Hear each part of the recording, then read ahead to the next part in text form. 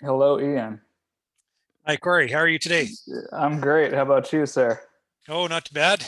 You still have snow on the ground? Yeah, I was hoping it disappeared today, but no, No, still no, there. no such luck. No, but it's not a bad thing because things have been so dry and things are getting started a little too early. So we're kind of dragging our feet along, looking for excuses not to start seeding. And snow is a good reason not to start seeding. So there you go. True. Yeah, I was really surprised seeing some of your pics just with the bees flying and going crazy. That's pretty cool. Yeah, yeah. When do you normally set them out from storage? Uh, you know, this year we're a bit early, but typically when it gets to April 1st, we're starting to uh, get them out. The latest I've put them out would be April 20th or something like Oh, that. dang. Wow. Yeah. So those aren't good years. Yeah, but that's but we've had them out now for a few weeks or more. When did I set them out? I forget when I set them out, but the brood ring had started then, and we actually have the first round of brood hatched out, so they're in good shape. awesome. Yeah. So I can't complain. Yeah, definitely. I'm looking forward to this year too. It's I don't know. Every year is different. You know how it goes. Yeah, I'm looking at the map where you are. You said you're southeast Missouri. Hmm. So you would be close to Kentucky and Tennessee then, right? Correct. Yes, Illinois. I'm within an hour's drive of Kentucky, and Arkansas is close. I'm kind of down on the southeastern portion. Okay, there's a little bit that kind of goes down in there. You're not that far. I'm just north of the Boot Heel, is what they call it. Okay, right, right. Yeah. Yeah. I don't know if you see Cape Girardeau. We're about an hour kind of southwest of Cape Girardeau, Oh yeah. Okay. There you are. out in the sticks. Yeah, yeah. The Yeah, I best told you, place. I love it out here. Yeah, I was raised in the country. I lived around St. Louis for a little while, and I'm not Okay. much on the city really. Yeah. Well, that's good. So what whereabouts is your season then? Would you be looking at pollen and nectar coming in like a flow type? Oh yeah, it's coming in. They're building comb right now. Oh, okay. I put 300 grafts in Monday, and I pulled some cells on Monday, which Oh we yeah. can we can get into that. I stay on a 7 day. I Oh, graft every Monday. okay. Yeah. And I think yours, did you say you graft and then 4 days you move it over one, you put in another graft, and then Yeah. it goes to the incubator? Yeah. Yeah. I can elaborate on that later, but Yeah. kind of like what you're doing sounds like you're trying to hit a schedule, a weekly schedule, eh? Yeah. And I'm just trying to schedule things, dung, dung, dung, dung, dung. So I'm not just effing around trying to count Yeah. days all the time. Exactly. And you farm, I know you have cattle and you do row crop too. And I keep a day Yeah. job. I just deal with big trucks and logistics, transportation. Yeah. When you're pulled away doing other things, it's hard to, well, queen rearing, as you know, is very demanding, right? So you got to be Absolutely. there. So if you can kind of tumble it into some kind of a schedule that works for you, then you just let the bees do the rest. Yeah, exactly. I think my teammates get frustrated with me, but starting like the end of March, I take off every Monday through mid June. They're like, I hate that guy. But Yeah, I it gives them use honey at the end of the year, though. right, exactly. So yeah, no, they just they have to cover my stuff whenever I'm out, and I cover their stuff when they're out. Oh But yeah, well it that's a good works out working very arrangement. well. I just take off work to work, when they go to the beach or do something fun. I'm getting better. I'm getting better at that though. I'm starting to be able to relax more. Oh, that's good. Yeah, Yeah, I like to be busy though. yeah. Sounds like Well, my brother. He flies for Air Canada, and when he's not flying, he's a captain of the 320. But when he's not flying, he's back in the farm working. Right. that's awesome. So he never quits working. But Yeah. I wonder if working on the farms is holiday because it's a change of pace. But then I often wonder he's working with us and we're probably testing his patience. So I wonder if going to fly is actually his holiday. Maybe mentally he keeps going somewhere on vacation. Yeah, no kidding. Yeah. Does you ever? Yeah. My wife says I hate relaxing, which she probably is correct, but It makes you a good beekeeper then. it does exactly. Man, well, hey, first off, thanks so much for catching up with me. I know I was starting to wonder if God didn't want us to talk for a minute because I know your Yeah. internet got knocked out, and then we had a righteous storm blow through and took our power out. And yeah, Oh yeah. Yeah. It was like we have internet beamed over to us, and the tower, it must have been moving like this because of the wind that one day, and it wasn't giving us a good signal. And there's a terrible storm. I didn't want to drive down. I'm at my in-laws right now because they have fiber, oh, and nice. yeah. So if we were doing this at home, there'd be a 5-second delay, and I'd be stepping on you all the time. I've seen that. It's rough, Oh, I hate because it. yeah, it's hard to get in rhythm of No, just you talking can't do with it. somebody. And then the other day, I think I was working late and I was just complete. I'm 42 years old and I didn't used to feel the work at the end of the day, especially the evening. I'm like, oh man, I'm not that Yeah. old. Yeah, I feel it in my back. I'll be 40 this August, so I'm right behind you, but I'm Oh, a yeah. little jealous of your arm. Yeah. I have to get one, honestly. I don't think I'll have as big a truck. I'm a smaller operation than you. I do more breeding, and it's more of a anyway. But I think I'd like to Yeah. have like a one-ton flatbed with one of those things. I think would be the cat's pajamas. I think those are so cool. Certainly works. When I bought mine, the hardest thing was to justify the expense. And Yeah, as soon as I got past that, because the old man, he's got a bad back, and he figured, he said, if you're getting in a business that's terrible for backs, is that you might as well invest into it now and save your back before you have to invest in it because of your back. So we bought into it, and the commercial beekeepers are like, oh, what a waste of money. So I was trying to justify it to myself. And I said, screw it. So I just went ahead yeah. and built my operation around it. I would not beekeep without it. I think it's a short-term versus long-term thing, like everything in life, and I think that's really looking long-term. And It because I mean, is. if you don't have a back, good night. Can you imagine even beekeeping? I don't know that I No, could do it. I I already couldn't have a either. bit of issues with mine just from high school sports, wrestling and football, and Yeah. I can already tell it's a little bit goofy, but I can still hold my own so far. But like you said, I'm knocking on 40's door, so I need to start being a little smarter with it instead of Yeah, I just know most stubborn. guys, they tend to uh, buy in foreign work and they don't care. They just go get to work, guys, and lift those boxes. But I didn't go down that path. So I hire in kids from school, just from town here. And I'm starting to hire my own kids in too. That's awesome. So I wanted to set something up where I could still be very involved, but then pass the work on to people who aren't as physically strong, You're and way not work ahead them of like me. slaves either. Like these guys work some of those foreign guys like slaves. They're good to them, very good Yeah, to them. But they yeah, run. yeah, all every day, every day. Yeah. How did you reach out? Did you talk to like a local ag teacher or something, or run an ad in the paper, or how did you contact people that might be interested in such a crazy thing like beekeeping, during the summer or spring? Yeah, just in the school. I just set up the school. I used to advertise and just to draw the local guys in, but I pay fairly well. I'll pay kids out of school at 10 grade 10, grade 11. I'll pay them $14 an hour, which is Oh Canadian. yeah. Not sure what that's in American, but then I hold them at 14 until they turn 18, and then 15, 16, 17 every year that stay on with me. So I pay them pretty well, Awesome. and it's convenient, mostly for the school kids. And now I don't have to advertise. It's just everybody knows I got, 5 positions to fill, and they just come up if they want a job. That's Yeah. awesome. I need to start doing that, but my kids we're getting to where we're big enough. I can't do it all, No. we've got to start. So the kids are getting involved. My wife helps out some too, but I think that's a good way to approach it because we're in a farm community. There's some strapping young lads that, like you Yeah. said, 10th, 11th grade, that would be happy to come out and do something new. Make some scratch. Yeah. And most of the Yeah. kids, they have a cell phone and Oh, their yeah. parents won't pay for it. So they need to find the Exactly. money from somewhere, right? Yes. My Same. daughter will be 16 here the end of October, 1st of November. So Oh, yeah. she's she's going to be more interested in working here soon. Yeah. And dad has a job. Right, exactly. Pays better than anything in town. Yeah. It's hard sometimes. I get kids up there and they want to work, but they can't handle the bees. So I tell them 2 weeks trial.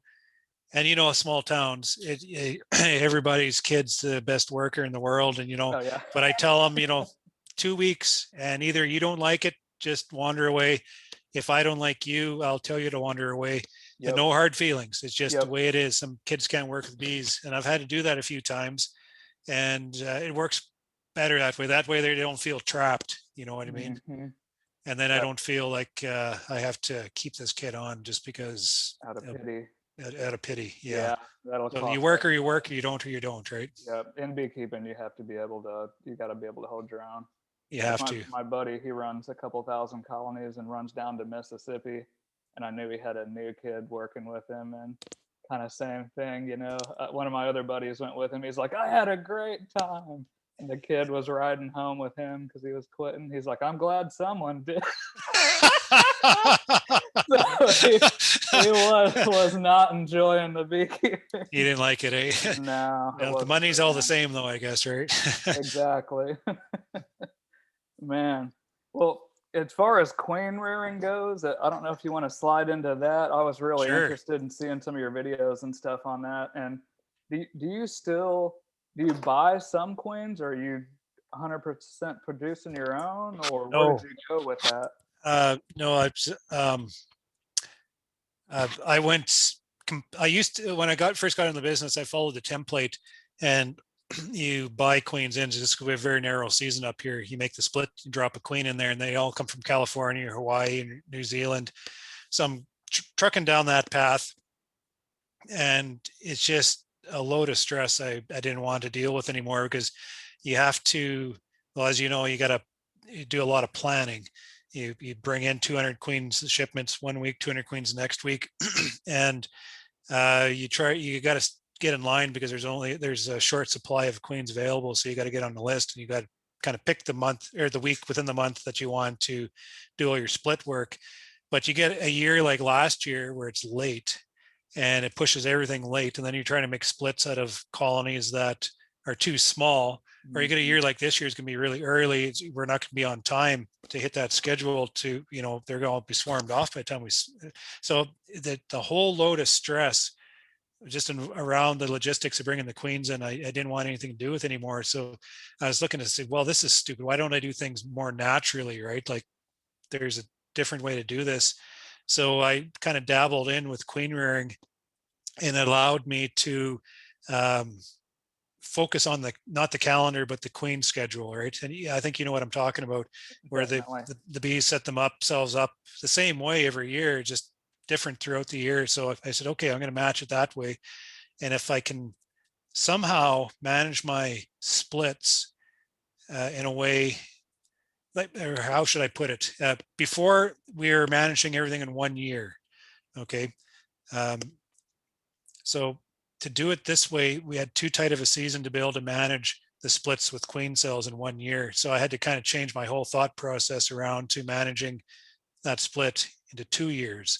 So really, I make up the split whenever it is in May, when I generally make it, drop the queen cell in there. They'd be mated by June or so and growing, but they won't be big enough for the honey flow. So I don't care. I just leave them in the nukes. And we can talk about how we share the space up on top and everything to manage the summer workload. But then it's just basically development of that nuke through winter into the following spring, and pow, right into the honey flow the next year. So I shifted kind of my whole entire mindset uh, to a 2 year system like that, just to kind of um, make it work within the tight schedule we have. And as soon as I figured that out, I was like, holy crap, these queens we're bringing in, they're $45 at that time. Right now, they're $50 a queen. And that's Canadian, so a bit less for you guys down there. But it's a lot of money.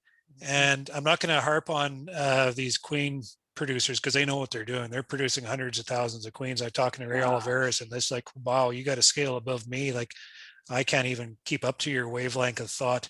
But so they're professionals in there. What they're doing is just, there's a disconnect between their queen banks and our beehives. And I think it's in the transportation, I think there's temperature problems, when you throw it in the airplane and stress. Yeah. I don't think the guys that are transporting them are paying close enough attention to the actual conditions. And I think it's hurting the queens. Oh, definitely. Yeah. I worked in logistics forever, and I used to work for FedEx and some of the small parcels, and then freight. it's not kind to them, I assure you. Like the No. first night I was working, I got whacked in the back of the head with a package, and then somebody's snickering because they went. So yeah, and I a thing of fluorescent bulbs, and it was like fluorescent bulb powder, you know. Yeah. So So you I imagine mean, what they're the doing with bees, queens, right? yeah, right. And then you put them in a foreign colony, you know, so that's got to stress them to some degree, you Oh, know, I and think so figure too. out. I'm not going to blame the queen producers because they do an absolute fantastic job. I've learned a Agreed. lot from those guys, but I get them in my colony, and 10% of them outright don't get accepted, and Mhm. then 2 weeks from then, there's another 10 or 15% that automatically supersede, and then the following spring they're just they're not it's not thrifty enough. So why I was my whole mindset at that time is, why am I spending so much money risking this investment on something that's not going to translate what I want, and is providing a hell of a lot of stress just to myself, where I can maybe shift into this other strategy I just kind of figured out, and I could make it work for me, which costs nothing.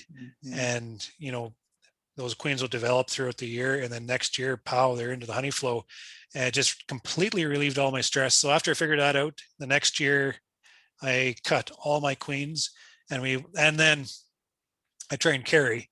I don't Mhm. do the grafting myself. I have someone to do it because it is That's extra workload, awesome. right? Absolutely. As you know, it's a lot of work. So I trained her to do it, and then we went right into it, and we haven't looked back.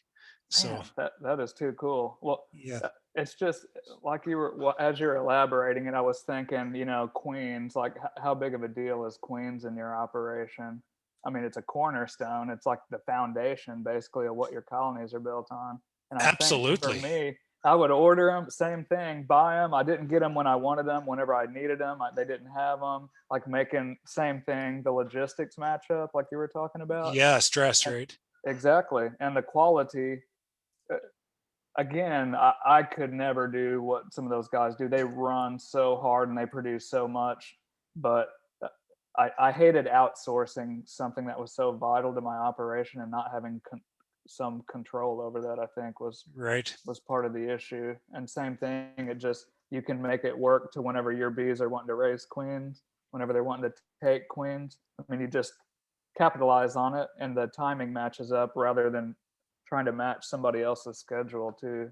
Yeah, and I think it's unfair to some of these queen producers on what happens, or we're always, if there's a queen like we're in the purebred Charlie business up here, and if there's a problem with the calf from that bull, it's always the bull's fault. It's always Yeah, that of producer's fault. course. There's so many other Yeah. conditions that's going Mm. on, and they're never blaming themselves or the cow or the feed or whatever. It's Exactly. It's an damn your organ. bull.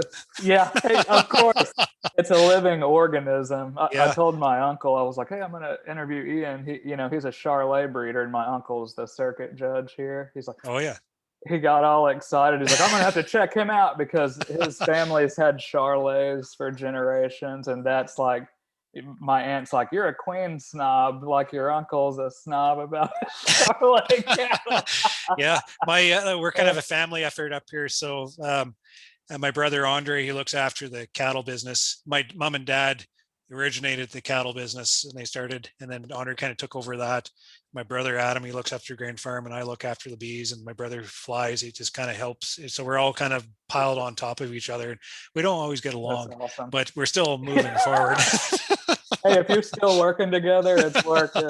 Yeah, the secret, I guess, in that is just continual transition. You just got to evolve, and that's the same thing with Sure. any type of business like this beekeeping business. You just got to whatever we're doing, we got to make sure we don't stand still. We just got to keep moving forward and continually evolve.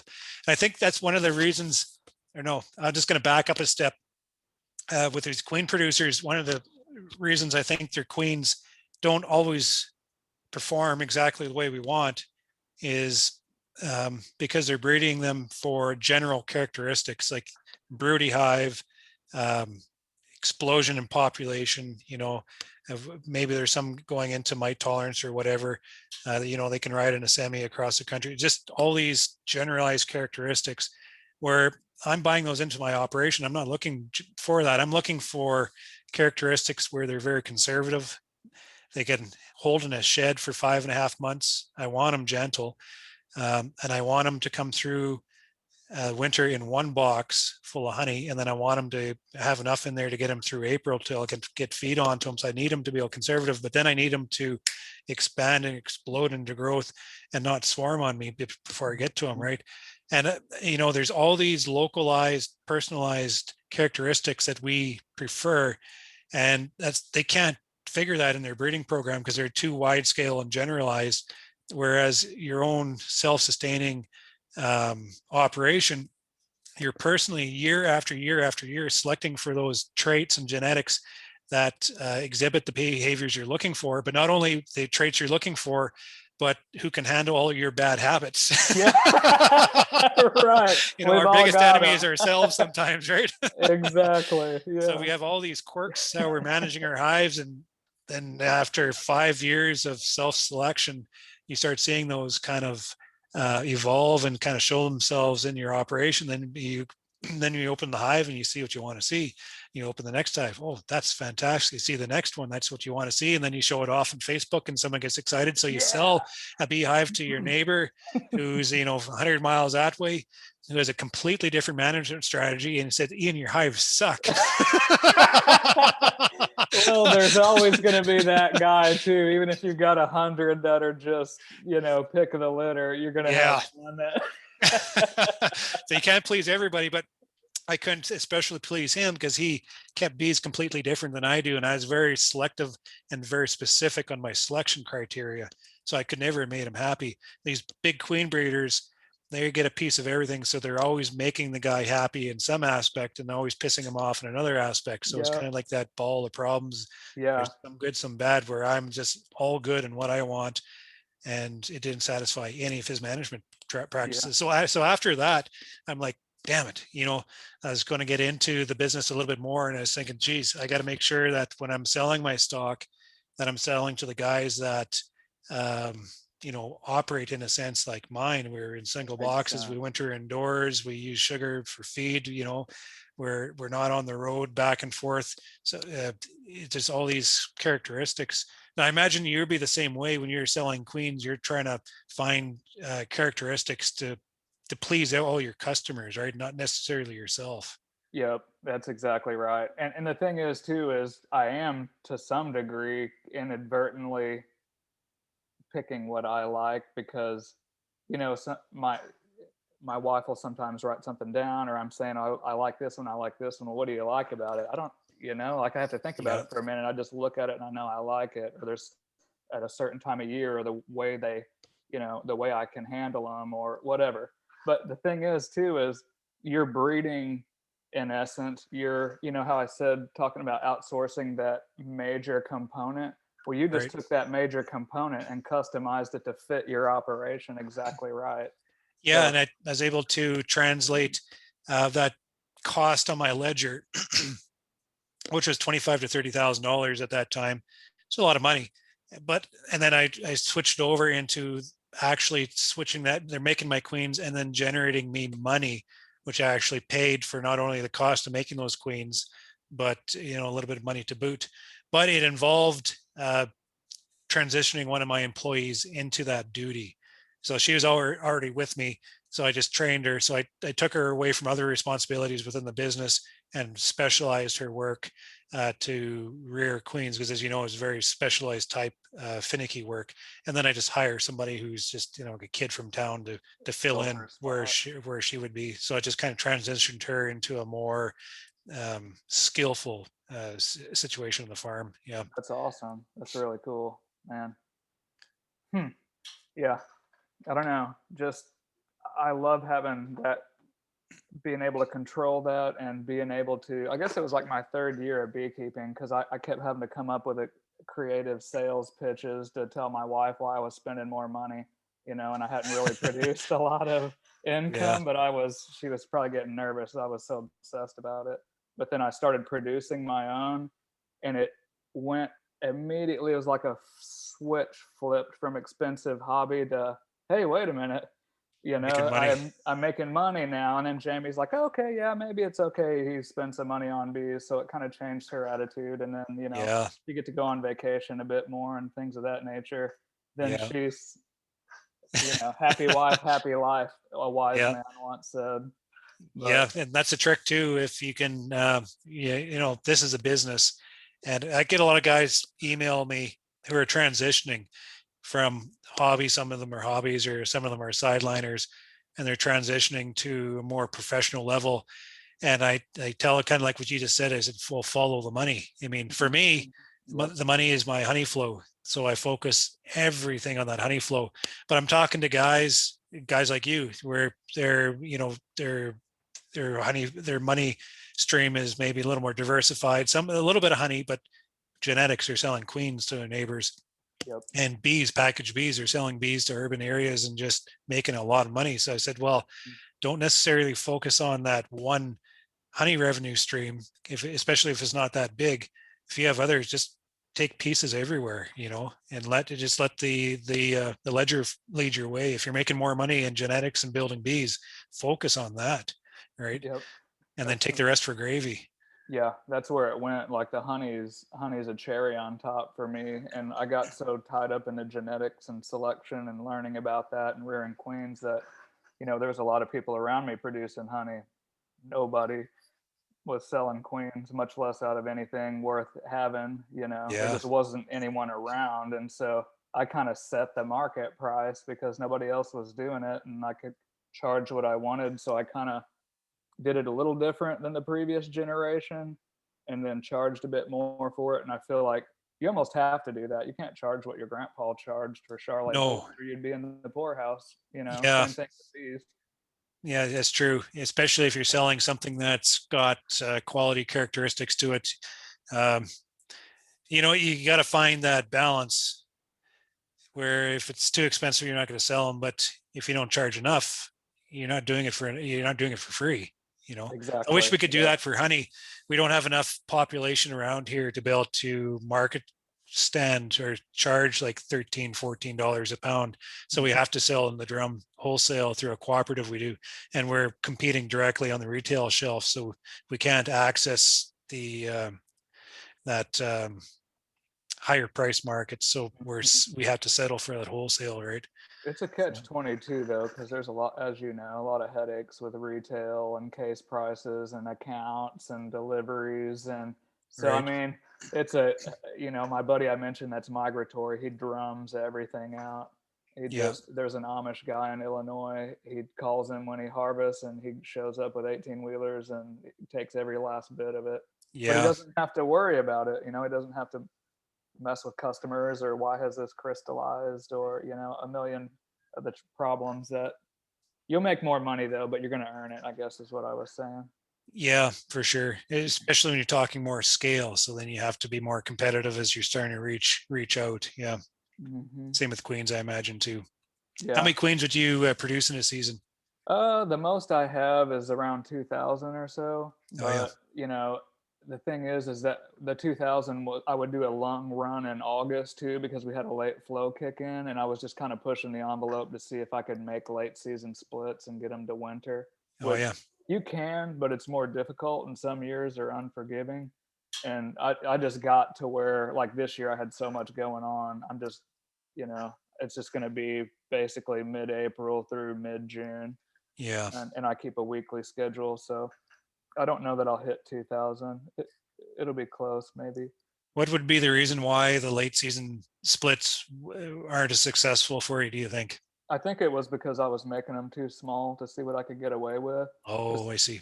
And it depends on the queens too. There's so many variables, but there was a lot of times I could take 2 frames of bees in August and put a queen cell in it and winter them successfully if I would feed them, and keep up with them. And there was a decent flow.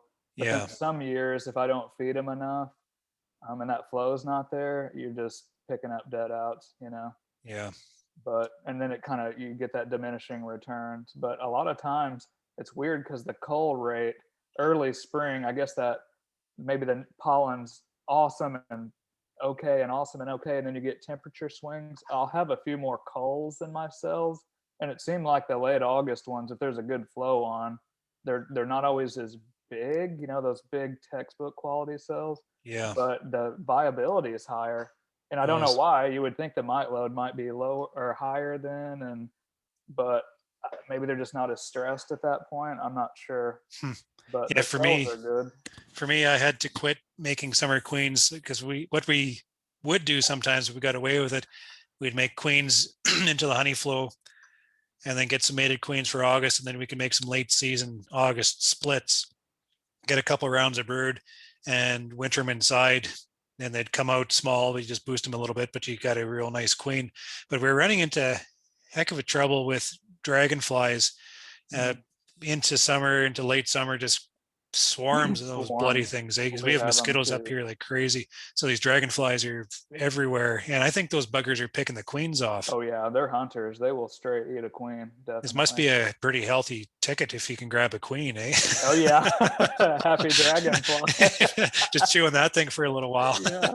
Whenever you said you made a split then in August, how many frames of brood or food would you put with them approximately? Like what Yeah. did you shoot for? Um, Good question. It generally wasn't as much brood, more so just bulk bees. It just Okay. at middle of summer, there's such big populations and lots of honey going on, and then the honey flow just almost stops like an axe drops, and then we just get the natural stuff coming in. So we have a lot of unemployed bees. So Mm-hmm. you get, generally we have them all down in single boxes. So you have a few boxes up on top, hoping to get a second or third flow, but you end up sometimes just having them full of bees. So we just take them and grab a box full of bees and drop a mated queen in there and just hope they get going, and that Nice. seemed to work. But like you're saying, things have to add up. You got to make sure that the queen starts laying and there's enough flow going in there that she makes a nest and then a viable nest to get her through winter, right? So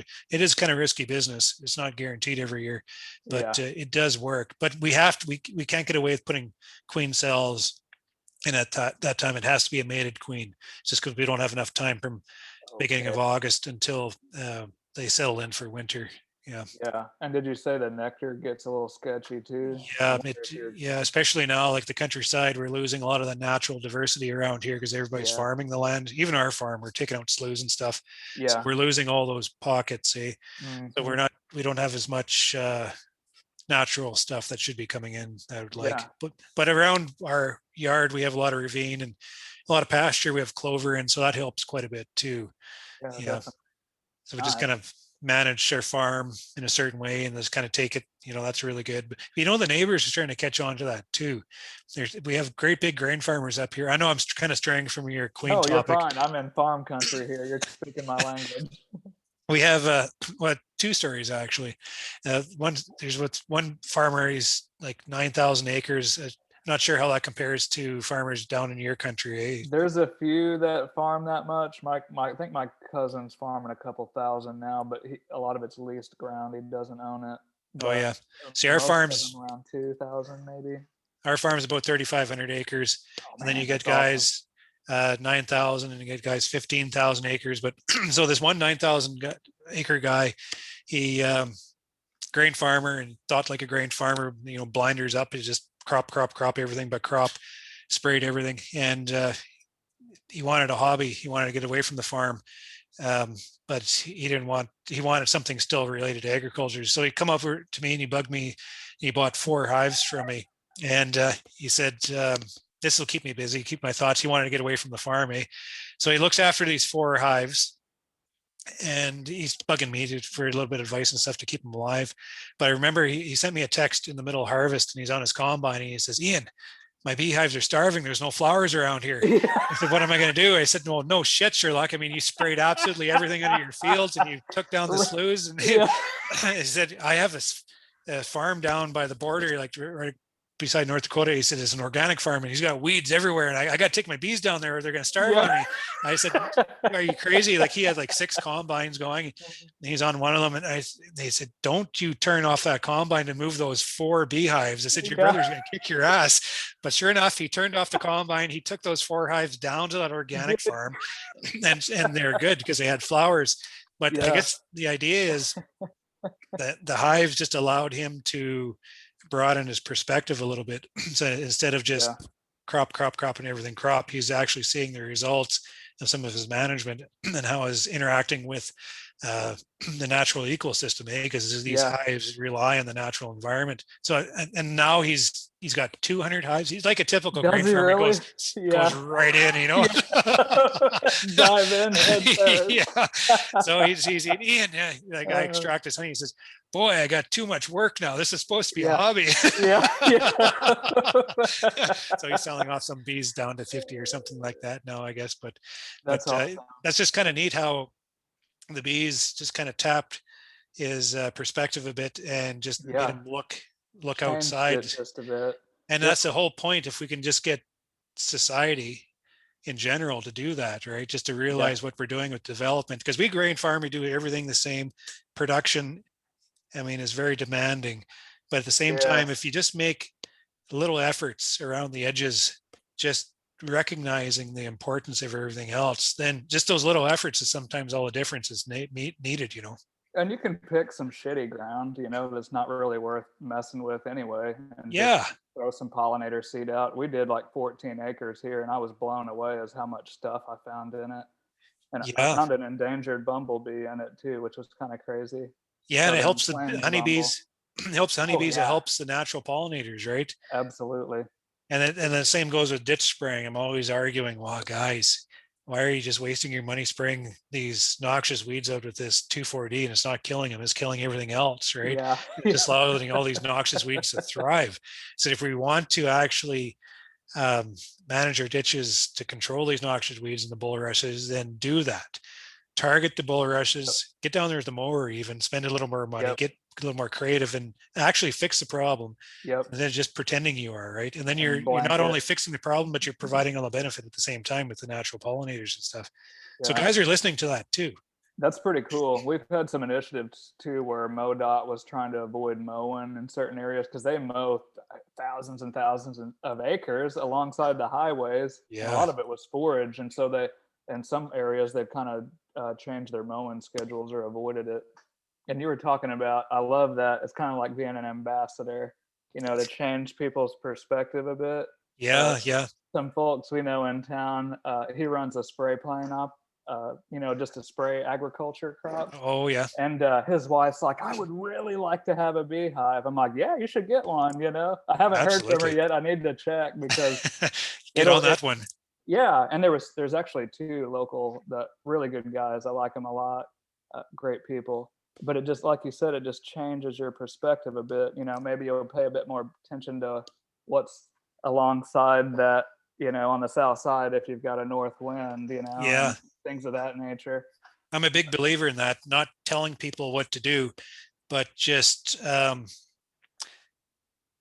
hopefully people can listen to a reason, right? And Yes. we can't tell them what to do, but just if you could make the efforts around helping everything else around you, right? Because we do Yeah. realize the pressures of agriculture, and it's terrible, very tight margins, and it's very deceiving when you look at the guys working in the field because of shiny equipment and it's brand and Yep. huge Yep. acres of land and stuff like that, but tight margins because we're getting caught uh, Yeah.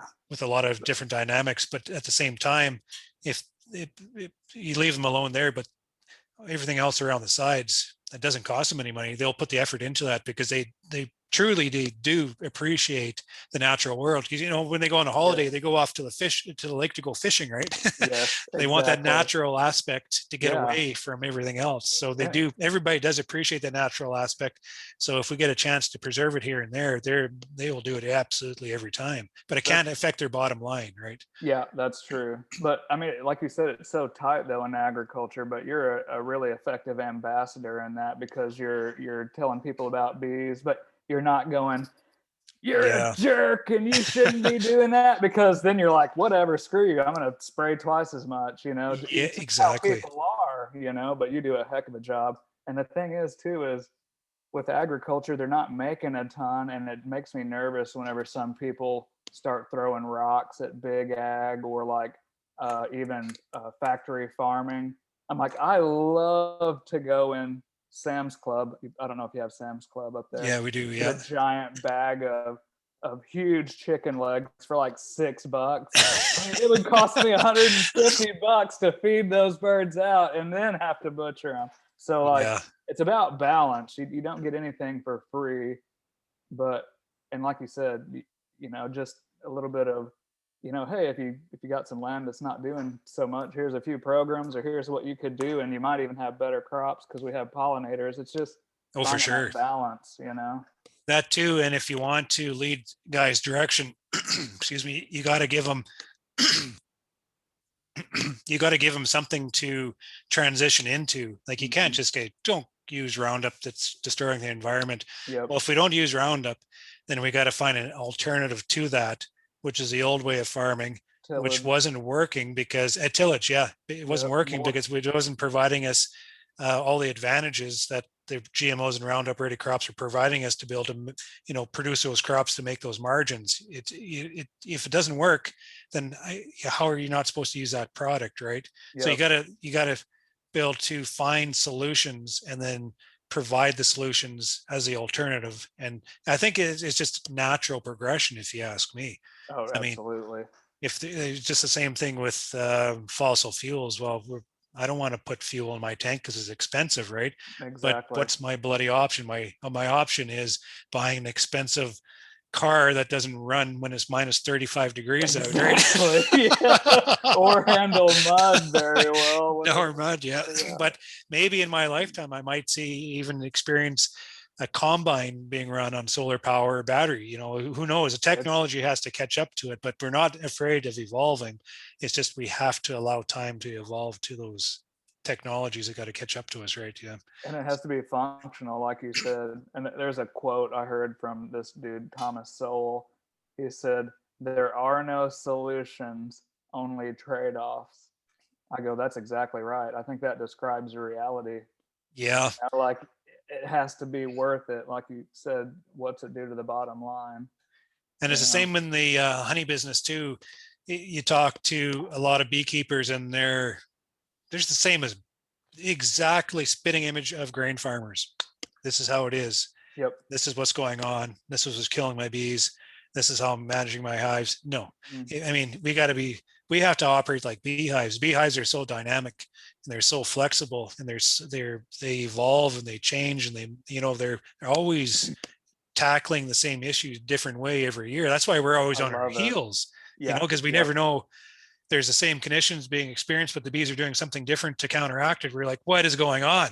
Yeah. What the hell happened? I did everything right. What? Exactly. So we have to be able to, understand our craft better and just evolve operations the same as everything else. And if that means adopting different technology, different management practices, or like I was saying, if that means buying all the import queens and switching into self-sustainable beekeeping, then if it makes sense, you evolve that way. It's kind of transitioned the farm into a really healthy spot right now. Yeah, exactly. Well, there's such I don't know what it is like up there, but the market for bees and queens has exploded. I think there's still kind of a hobbyist, people getting into it. Oh yeah. Thinking about the environment and thinking about sustainability and things of that nature. But the price is just, it's going up, eh? Yeah. And then I've been preaching the gospel for a while, like, raise your own queens, here's exactly how to do it. I'm not hiding anything. Right. And there's a lot of people that are starting to do it now and are selling nukes out of Missouri. So that's pretty cool, because instead of exporting jobs to New Zealand or China or wherever, we're bringing the money back here too, and it works better. Yeah, I think so too. The challenge we had was people were so, like you were talking about, the old model of ordering queens. Well, they're used to having them out of Florida and Georgia, April 1 mated, and they're like, "What are you talking about? It'll be end of April, first part of May." I'm like, well, that's just, so people had to adjust their mindset to what our season can actually, because it's a shorter growing. Yours is probably even shorter, but we don't have the same, we can't compete with Georgia and Florida, South Texas, California. People had to change their mindset. They had to evolve, like you're talking about. Yeah, mindset, that's a good term for it. That's exactly it. There's beekeepers up here relying on imports and package imports too. We can't buy from the States because that's a whole different political issue. But so we source from New Zealand, Australia, Chile. So these packages come in and they just provide us the ability to recoup winter losses, right? So it works. It's a business model. It works well, but by shifting into queen rearing, you're indirectly creating this party operation where you have this huge battery of nukes behind you at all times, right? So you're providing that aspect of insurance, just like these guys would rely on the import packages to make up their losses if they had heavy losses. Well, I didn't have to rely on the imports of those bees because I had that battery of nukes sitting behind me that I was going to use next year as splits. And everybody, no, I shouldn't say everybody, but there's a lot of beekeepers where we're not doing that. It's too much work. We don't have time to make queens, and you have all these nukes, and we're so busy making honey, and just all these excuses. But I noticed the bigger guys, or maybe more the progressive guys, they're just starting to dabble into it because they could see what is going on. I'm not the only. There's other guys doing it, and they could see, okay, there's benefit there and such. And you know why they're doing it is because they realized how dependent they were on in imports. Yes. And if that for whatever reason stopped, if those imports stopped coming into Canada, they're left with nothing. And if they had a heavy winter loss, they're boned. They're gone. So they're dabbling in it. And then just these last couple of years, we have COVID hit, and all of a sudden we have no imports coming into Canada because the airline shut down. And these guys that were just dabbling with the queen rearing and all this, boom, they're in full production just like that, and they're making up nukes, and they immediately transitioned into self-sustainability.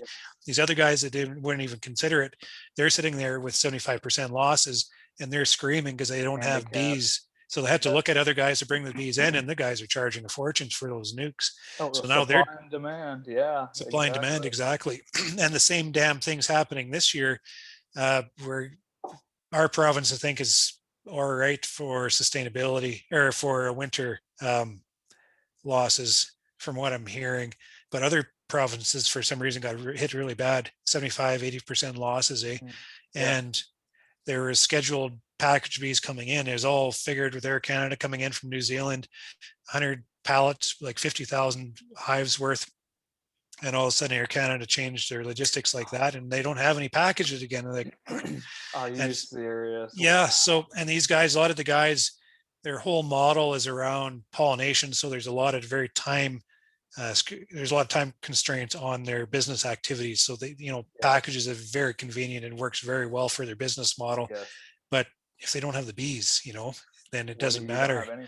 So they're going to have to try to do the same thing, as either source it out from somebody else, or bring it into their own operation and just kind of evolve that way. Because you just got to be able to protect yourself and just add the added sense of security, I guess. Absolutely. And that's kind of what I was talking about of outsourcing queens, how I never liked that idea because it's so foundational. I mean, it's you don't have queens, you don't have colonies. That's and right. I just couldn't, like, that is so, well, there's I forget which book it was I was reading when I was obsessed with bees, and I got to the queen rearing chapter, and it said, historically, this has been left up to very few select, highly specialized beekeepers. Mm-hmm. And my thought was, what? How could everyone agree to outsource something that's so important? I'm like, no way. So I just, I ordered breeders before VSH breeders from Tom Glenn. They were great bees before I'd even grafted yet. I didn't know how to, but I was like, I'm going to raise queens and they're going to be, as good as I can possibly make them. And it was a complete game changer. Yeah. For sure. And when I say that too, I got to be very careful, because I'm also a man of options too, because I could still sit here and talk really proud because I just had like a really good winter. I have all these nukes, they're alive and they look fantastic, and there's snow on them, but they're still doing fine inside. But if I've run into the unfortunate situation where they're all dead, I still need a place to source all that stock. So I still need the availability of those imports coming in, right? So absolutely. Yeah. So on one hand, self-sustainability provides you with all those options, but you still need the ability to stay in business in tough situations. So you need to be able to you need that outsourcing to be able to bring it in, right? Absolutely. And the thing is too, is I noticed you were saying some provinces had like way higher losses than yours. It's Yeah. the same way county to county and definitely state to state here. Oh yeah. So, if more people are producing on a local level, it's easy. I know where I could get nukes from multiple places, or even brood. If I had enough to raise my own queens, I could get brood to get back in the game if I needed to. Yeah. Yeah. Fortunately, I haven't had to, but Yeah. That's where a network like that's very important, right? Yeah. absolutely. And Yeah. if A more big people believer are in that. doing it, then you don't even, would you rather buy from your neighbor, or would you rather import from New Zealand? And I know it's apples to oranges because they're on different time frames, but Yeah. it's just kind of bringing the money or the infrastructure, you might say, back more locally. I think is always a good thing. Yeah. I don't Yeah. want to pretend that I do a lot of the queen. On my operation, I set up the program and then I get somebody to do all the work. You're the brains behind it. I don't know if Exactly. you should even go far as the brains, but I would. You're doing a fine job. I'm not that. I'm behind you. I'm not as smart. I'm kind of gradually, and then I see my daughter, grab a grafting tool and grab an egg. I'm like, well, it needs to be a larvae, but if you can see yeah, those, I know who's going to be grafting here. I always joke I'm really good with a hammer. I'm not good at the grafting tool, with the Yeah. fine details. So Carrie does all that work for me. She does all the fine details, and because she's really fussy and all that kind of stuff. That's But perfect. I set up the situation. I set up the program and the process and the equipment's all in front, and then it's just a matter of executing it. So That's that's perfect. that's how I do things. I'm not actually doing the thing. Oh, that's the best way to do it. That's where, and that'll save your back a lot. You'll get several more years out of it that way too. And Yeah. I'm going to have to go that way as well. That's why I asked you about, possibly checking into some local FFA kids or somebody in the ag program, that might want to help hustle bees seasonally. Yeah, and I find it really hard for me as a beekeeper to bring people in to do my work because probably you're the same way. We're perfectionists and Yes. get your hands off my bees because it's so Yep. subjective work, right?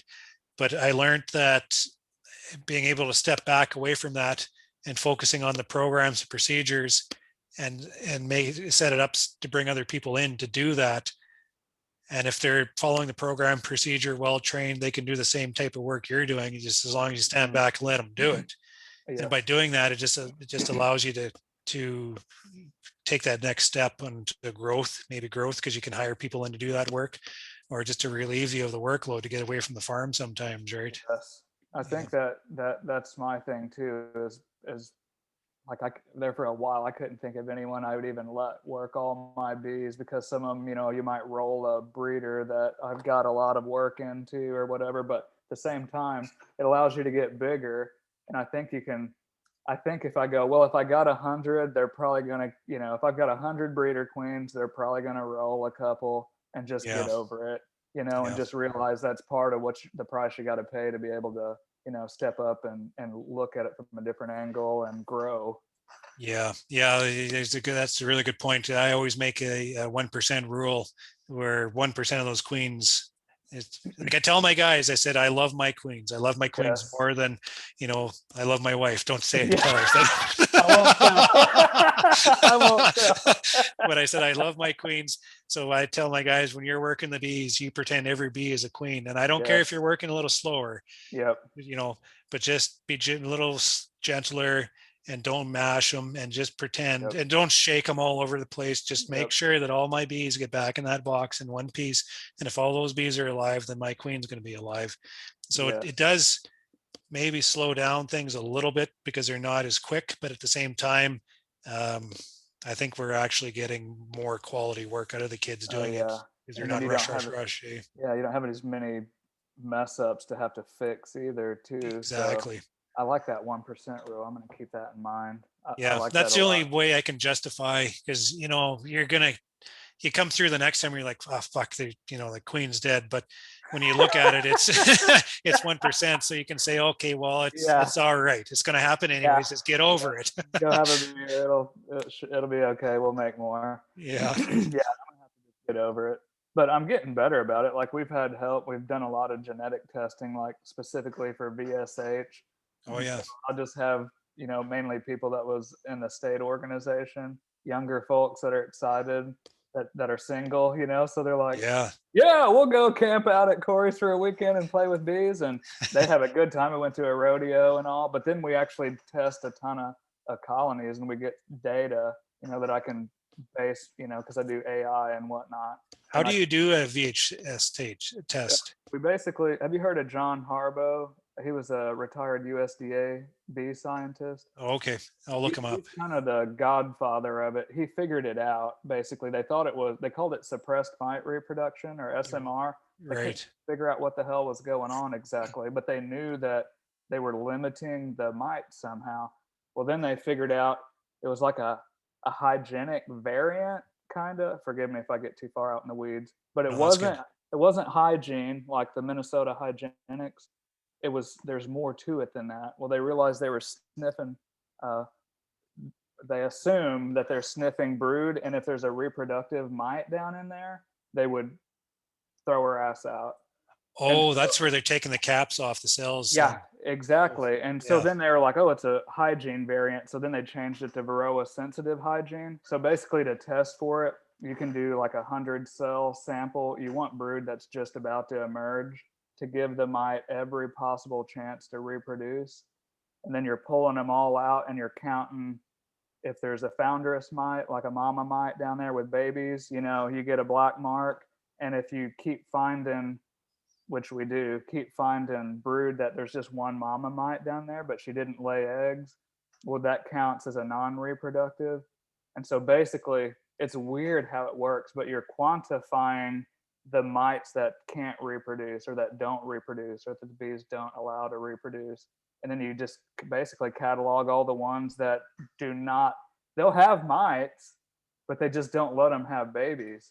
And then you quantify those, and then the ones that are 75 or 100%, basically you score them 1, 2, 3, or 4. It's pretty simple. If you Google Harbaugh Bee Company, if you're ever interested, if you're ever bored, I'll put it that way, look at VSH assay, and he has it spelled out on there, so anybody could do it. Oh yeah. I joined his breeding group, and that kind of pushed me into actually doing it. So how involved is that test then? It's just a matter, like I know the nitrogen test for hygienic where you just, and then 24 hours later, you count how many's cleaned out. So you're basically doing the same thing. Yeah. Just you're pulling out every brood. Yeah. So it probably takes a lot longer. And then you're counting the mites in there. Yes, exactly. And you're counting whether they have babies or don't have babies. And ideally, you find a whole bunch, because every one you find that's reproducing, like I said, is a black mark. So if you did 100-cell sample and you had one reproductive mite in there, that would lower, and you found others that were non-reproductive, it would be 75% VSH. Oh, okay. Or if you found 2 and then you found other nons, it would be 50%, and so on and so forth. And so I just picked the 4s, and then I'll put, have you ever seen those? It kind of looks like a piece of queen excluder, but then it's got wood around it and it fits right on the front of your colony.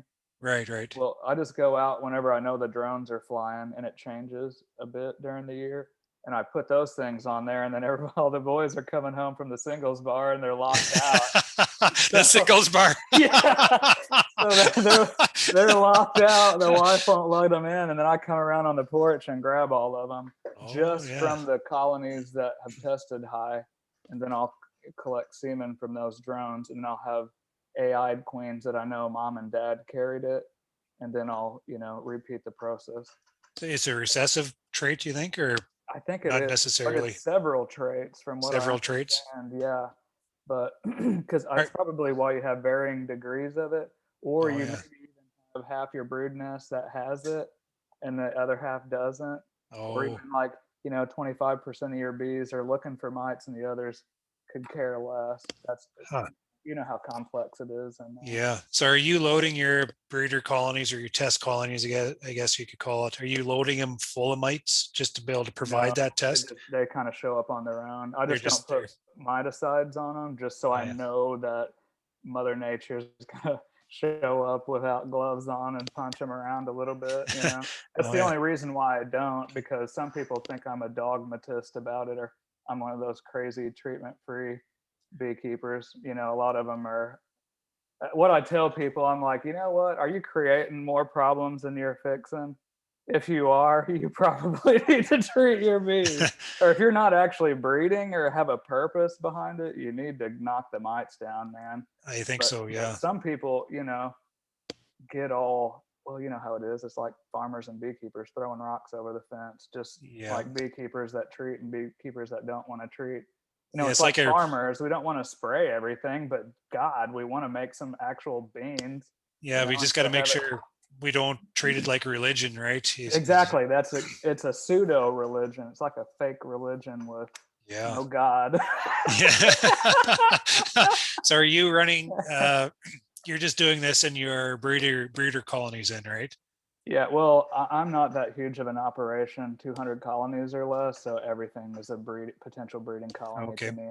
What And do you do when you find colonies with escalating mite counts? Do you just kill the queen and redo requeen it? it. Yeah. Oh yeah. The thing is like, you know, I thought about just knocking it down and treating it, but then at the time that I was pondering this, you know, the main ones were like fluvalinate and coumaphos.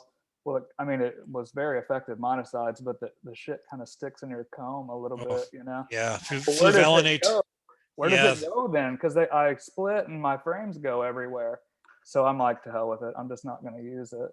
And then it's I don't buy bees. I mean, you know, like to what degree you measure success, I don't know. I'm profitable every year and I'm not having to import bees. And I think my bees get better every year. I still lose colonies and Right. sometimes I'll find one that gets ate up with mites, you know, or, uh, but overall, but like I said, I was obsessed over that. So that's kind of been my Are focus. you monitoring them all through the year? No, I mainly just do VSH assays twice a year Okay. on my best ones that I really like. Oh yeah. And then I'll put a PR code. Those, have you seen those green drone Yeah. cones? Yeah. I'll throw one of those in there so they make buku drones. And then whenever I do AI, you know, I'll wait till it's peak and put one of those excluders on there, and it's just loaded. You know, it'll just be almost the bees can't get in there. There's so many drones. Oh yeah. So how And do you then collect the drone semen then? You obviously you get it, but do you have to treat the semen any specific way to keep it viable, or do you use it right away? no, it's good for like about 2 weeks at room temperature. And like if they cryo it like a bull, from what I hear, I think they don't have the buffer solution right. It like jacks them up and they're not very viable. Like you lose 75% viability or something Oh really? ridiculous. Yeah. So I'll just catch, and then, you know, I inseminate like on day 9. If they emerge, you know, I'll count day 9. I learned from Sue Kobe, so I Oh don't yeah. really question her methods. She knows what she's doing, and she had I think so. stacks of studies that were solid to back it up. But anyway, where was I going with that? I kind of So got yeah, sidetracked. so so you collect semen and then you use it within a few days, I Within guess. 2 weeks, Oh, actually. within 2 weeks. Yep. And I use like gentamicin. It's just saline solution, like kind of like contact solution. And then I put gentamicin in it, just to prevent infection.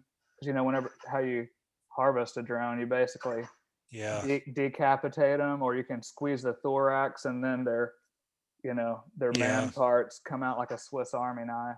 And then Yeah. we've got, you know, just a stereo zoom microscope, and I've got like a Harbo high capacity syringe, and you just basically suck it up into a little micro pipette and make Oh, sure that's you what you're don't doing. get. You got to make sure you don't get mucus in it, or you'll be cursing, because it hits air and it like solidifies, and that stuff, the whole, you know, and that tip is so tiny because it has to fit in a bee, that any little tiny thing in there, it plugs it up. Oh but yeah. Huh. but I can do 10 queens, you know, bam bam bam, once I've collected. But collecting really sucks. That's what I need to find some kid. I need to Do you pay him, but oh my god, that's specialized. so do you think would you be able to run the same type of breeding project you're doing right now? Um, what am I trying to say? Do you have to be specialized with doing it with artificial insemination, or do you think you can do it with just saturating the area with drones? if you're just, well, it depends. Like I wanted to sell breeders. And if you're selling breeders, like artificially inseminated breeders, you want to know, Yeah. because a drone doesn't have a father, only a grandfather. And then if you keep track of it and you don't allow that open mating, Oh, I see. that. And the cool thing is too, is like if Ian bought a breeder queen and it had been tested for whatever trait, hygienic, VSH, whatever your fancy is, and then he grafts 2,000 queens off of it, if they actually tested that and it was AI'd, all the drones that those 2,000 open mated queens are producing will be VSH or hygienic, like 100%, Oh, yeah. because it's just a recombinated set of her DNA, since the drone doesn't have a dad. Yeah. So it's kind of cool, because if you wanted to get a certain trait, but you want to keep raising your own bees and pick what's your favorites, well, you could get something specialized, open mate them all. And so that trait's being produced by all your colonies, and as many colonies as you have, you could just graft out of your favorites and it'll hold in your population. There's actually a big study that Marla Spivak did with the hygienic bees, and Oh, there were yeah. some big commercial producers up there, and they showed that, oh yeah, if you start off with some concentrated stock, you can keep it in even with open mating. How many years do you think you'd have to I'm keep not bringing sure. it in though? Eh? I'd have to go back and look. Yeah, they may, but I don't know. They I have to need to dilute go back itself and read eventually. it. It Yeah. does, especially like we said, if it's recessive, it'll kind of breed itself out. Well, But that's really cool because we're starting a tech transfer program up here in Manitoba, and one of the things we're doing is we're venturing into promoting better queen breeding practices in yeah, the area and such. So that's we've awesome. introduced a hygienic behavior test where the guy comes around with nitrogen and all that crap. Oh man, that's So cool. yeah, so we've got that thing going this summer, and it's just other things So that we this will can be the add. first year. This is the first year we've Oh got it man, up that's and going. cool. Yeah, it's really fun building a program like this, to serve beekeepers. We have it throughout agriculture, through the grain farm, the cattle farm. We have all this service available, but we have very little of that available to beekeepers. So we're just trying to Yeah. build something to provide service to beekeepers if they want it, right? But I'm So just thinking of other aspects of bringing breeding program in to aid beekeepers. And I'm listening to you talk about the VHS there. Would it be something that would be doable for to create a program around to have oh other yeah. beekeepers adopt this kind of thing? Oh yeah, exactly. There was a guy, I think it was, did they model Manitoba's off of Ontario's tech Yeah, transfer team? Okay, sweet. Well, yeah. one of the guys from Ontario stays in contact with me. I think his name was at least on Facebook, James O'Rourke, maybe something like Okay, that. But he's involved with that one. But he lobbied for VSH, but they actually decided, because they wanted to all stay on the same page. I think they're going to do allo grooming or general hygiene or something else. But he right. lobbied for VSH, so you almost had a VSH selecting tech transfer team, a province over or so. But I Huh. don't think they. I think the general consensus is they didn't want to focus on VSH. So yeah, if you proposed it, I mean, I think they were they're probably focusing on a breeding program, right? yeah. Yeah. Well, that's the Um, way that was, but they had to set the generalized protocol, or oh yeah, that they all agreed on. That way, somebody's not doing this and somebody's not doing this, that's especially for, exactly it. Yeah. yeah. And so, I mean, I don't know how much influence you have on that, but you might suggest it as an option. And here's why I would suggest it. Like general hygiene is good, like American foul brood, chalk brood, you won't see it. I haven't seen a piece of chalk brood since I started using VSH, because they're hygienic too. But Right. the thing that they found with VSH bees too is there's a lot of studies coming out to where they realize that the bees, it's not just a reproductive mite that they're targeting, but if they know that pupae has a high viral load, deform wing virus, uh, varroa destructor virus, ship, it goes Wow. outside. Because I sent a sample to Randy Oliver because he was wanting some out of apiaries that hadn't been treated, probably to show how horrible they were. But I got the results back, and it was like, way below threshold, no, non-existent, and below quantifiable levels. And I was like, how in the devil? But I knew because I used to see deformed wing virus, and I started using the VSHBs, and I don't see it period anymore. So I knew there had to been some kind of mechanism to where they're singling these out, or they're just not getting them, maybe viral resistance or something. But I Okay. think that's what it was in that study. That stuff's just kind of coming out. Yeah, So that there's really nothing. interests me. I'm all Yeah. about, promoting better practices and helping other people thrive, and just another aspect of bringing something into a breeding program, and just really interesting to me. I'm going to definitely do that. Look for some protocols to Oh yeah. maybe something that not necessarily we're going to do it, but just something we can look at to maybe bring Well, in. it's an idea Certainly to is throw interesting. out. Yeah, and like I said, if you do decide to test, you're welcome to hit me up for any info. I've done it. I'm not an expert, but I started last year, so my team, whenever my friends come over to be nerd out, my Hey, no, team. say your team for sure, because it makes you sound Yeah. professional. Okay, I'll say it with confidence next time. My Yeah, team tested 2 times last year, and then this coming weekend, I don't have as many because they got stuff going on, and it's a busy time of year. But we've got yeah. one coming in, and a couple other family members, so we're gonna do some more. Oh But yeah, I learn something every year. And again, if you just Google Harbo Bee Company, I think he's got the essay listed on there, unless he took it down. It's easy. I mean, I'm not a rocket scientist, and I can figure it out.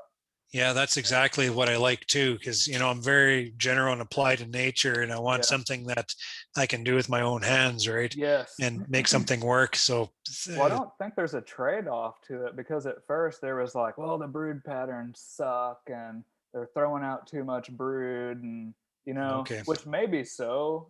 Like in the original program, I think they said it was a bit of a problem, but it was easily corrected with just requeening or culling out those that are psychopaths about pulling out brood. oh, But I see. now, like the ones that I have that test a 4, that's like 100% VSH. They're blowing up colonies. Like they're what I want. Like you have a picture of what you want in your operation, to where you can make honey or make splits. They're Right. responsive to feed. They're just robust. They're not Yeah. prone to disease. Um, they're super productive. I have tons of people tell me they were really impressed. And the thing is sometimes it's only like half my stock, because I'll sell a lot of virgins, because I just don't have time to produce open mated queens. So Oh I yeah. just do AI'd queens and virgins. And I know some commercial beekeepers shudder at the thought of using virgins, because they can be a pain in the ass at times. But they'll open mate to it's like if you had a prime Charolais bull, and then you had a pick of the litter Angus, you get that hybrid vigor, Yeah, where they're for just sure. raw. And the bees are the same way. If you open mate to completely unrelated stock, you get those muttleys that just won't die sometimes. So Yeah. I don't know, kind of cool. Yeah. Huh. Man, Ian, how long have I had? Ooh, do I need to let you go? No, no, that's all Okay. right. I'm really enjoying the Yeah, conversation. it's no good. I just got to go grab a cup of water. I'll be right back. Okay.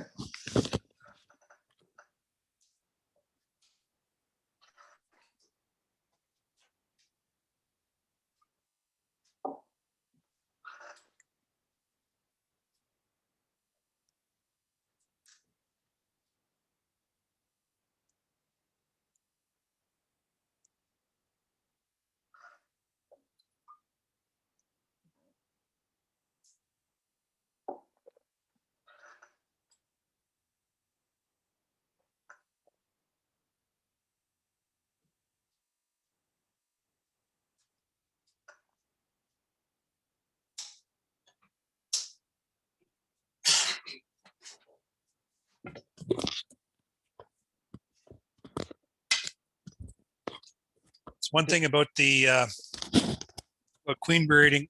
When I first got into it, I was a little bit intimidated, because I figured it would be like a real involved, complicated process, and and it involves all these things. And I guess it kind of does in a way, but once you get into it, you realize it's just plain old basic beekeeping is just Yes. that other layer. And there's one thing I appreciate about bringing queen rearing into the operation is that it adds that extra layer of understanding what's going on within the Yes. nest, right? It's just Awareness. awareness. Yeah, Yeah. exactly right. It's And like it your just, farmer friend that got bees. It yeah, just opened his eyes. It's to a whole nother aspect of. add a layer and you add another layer and you just add another layer and it just all develops into something big, right? Yeah. So I find when people I'm talking to people about queen rearing and they're always intimidated and well they don't want to do it. I said, well, just fucking do it, you know. Try it. Exactly. I love that. Just let her go, let her buck. Yeah. It was like there was a guy, big guy from Minnesota. He kept about 10,000 colonies, and I kept going to the bee meetings. I'm like, I read this book, and I read this book, and I read this book. He's like, just do it. I'm like, he's exactly right. Like, I have all Yeah. this book smart, and I don't really know anything because I haven't got in there. And then whenever I dove into it, it was addictive, and it blew my mind, and it's still puzzling sometimes. But I'm glad he told me just to do it. Yeah. And the Because same thing with breeding programs. It's not, I approach it a very basic way. Like I'm very interested in what you're talking about there with VHS, and just it sounds very practical in what you're it doing. is, absolutely. And I can buy right into that. And that's something you can promote to other guys to take advantage too. And just involve yourself into something interesting that might lead somewhere. Who knows? What was I going to say? I just completely lost my train of thought. That is exactly true, though, and it is practical. It's something like it's just like breeding corn varieties that you wouldn't have to spray for earworms as much. If it was practical and it actually worked, I mean, why wouldn't we? Right. You Yeah. know? And I find that the most proactive way on developing a breeding program, other than what you're doing with VHS or what we're adopting here with the hygienic behavior, is just picking the good ones, right? So, Exactly. and Yes. I had guys that keep a log record keeping in every hive and every trait and everything. Every time that queen probably did a circle, they wrote a note down, you know. But at the end of the year, you never look at it anyways. You have I this big wouldn't. stack of Yeah. records, and what does it all mean? I don't know because I'm Yeah. not going to look through it anyways. So what I do is Exactly I just right. simply use a flag system. If it's good, put a flag on it, and if it's good the next year, it gets another flag. Oh, that sucks. I pull the flags off, and by the time 1, 2, 3 years roll by, you'll have kind of like exactly what you're saying with your VHS. You have very specific ones that exhibit the trait that you Yes. exactly want. The Yes. same with all those other characteristics, and you just okay, that one, and that one, and that one, and you bring them all Yes. together and breed from it, and do it again and do it again, and you bring those traits out. Right? It's just that easy. It's simple breeding, just like everybody's done. Like they'll pick the corn that they liked and then plant it the next year, and then you make a step in the right direction, and then Yeah. somebody will import something that knocks you off your horse, and then you start over again. Yeah, and I found I tried to track my lineage. But you are a lot different because you're artificially inseminating because you can really control that. But open, you can't. After 2 years, it's like, what the hell is this I have, right? Yeah, Because it's yeah, just so much diversity. So I completely lost that. I still track it with codes and such, just to maybe. But the reason why we do track with codes is because if we have a problem, then we can identify that problem. We go back to those certain codes and remove them out of what we don't like. Or no, we don't remove them, but we just don't breed from them. We make sure we yeah. don't breed from them. So they kind of get cold, basically, Yeah. or split down. But after 2 years, you lose that whole lineage. Like in our cattle business, we have records that go back 10 generations if you want some, Oh, right? that's Yeah, cool. just a pedigree. But Yeah, how did you do that with open mated stock that breeds with like 20 different drones yeah. out You there you from can't. everywhere else? Yeah, you So it's just can't. continue, and then the drones that reproduce, um, the drones that the queens are mating are the drones that are from the queens we produced last year, right? So it's just Yes. we're just behind the cycle like that, but we're still selecting all those drones because we already select those mothers that are producing those drones that are now Yes. mating with those queens, right? So it just kind of I got that from Randy Oliver. I spoke to him quite a while ago, and I was just kind of picking his brain. And he's a very patient man because he gets lots of guys. Just, you know, yeah, I don't imagine he has a Yeah. lot of patience for guys like me, but just kind of pulling a little bits away from him. And that's what he said. I said, well, do you saturate your area with drones, and do you do all these fancy things with drones? He says, of course I do. I said, so what do you do? He says, well, I did all the work last year. Yeah, they're These are just all the making drones. drones. Yeah, the hives did it for me. Yes, that So is so true. Exactly. And we make things more complicated than they need to be at times, and some people overthink it, like just do it. If I'm teaching a queen rearing course, I'm like, how many queens do you think I got the first time I grafted? They're like, oh, 20 or 5, and somebody would be like 0. I'm like, you have no faith in me. So I'll chastise them a little bit, and then I'll tell them, yeah, you're right. I got a fat goose egg the first time I tried raising queens, but it got better, and it got yeah, better quickly, and it was well worth it. So it's worth your time if you'll invest in it and just try it. you yeah, know yeah. Sometimes people just need a bit of encouragement, or say that it can be done. And Yep. I get a lot of guys that because I'm on YouTube, they contact me and they want to replicate how I set up my breeder colony or builder colonies and how I transition my rotation and such. yeah.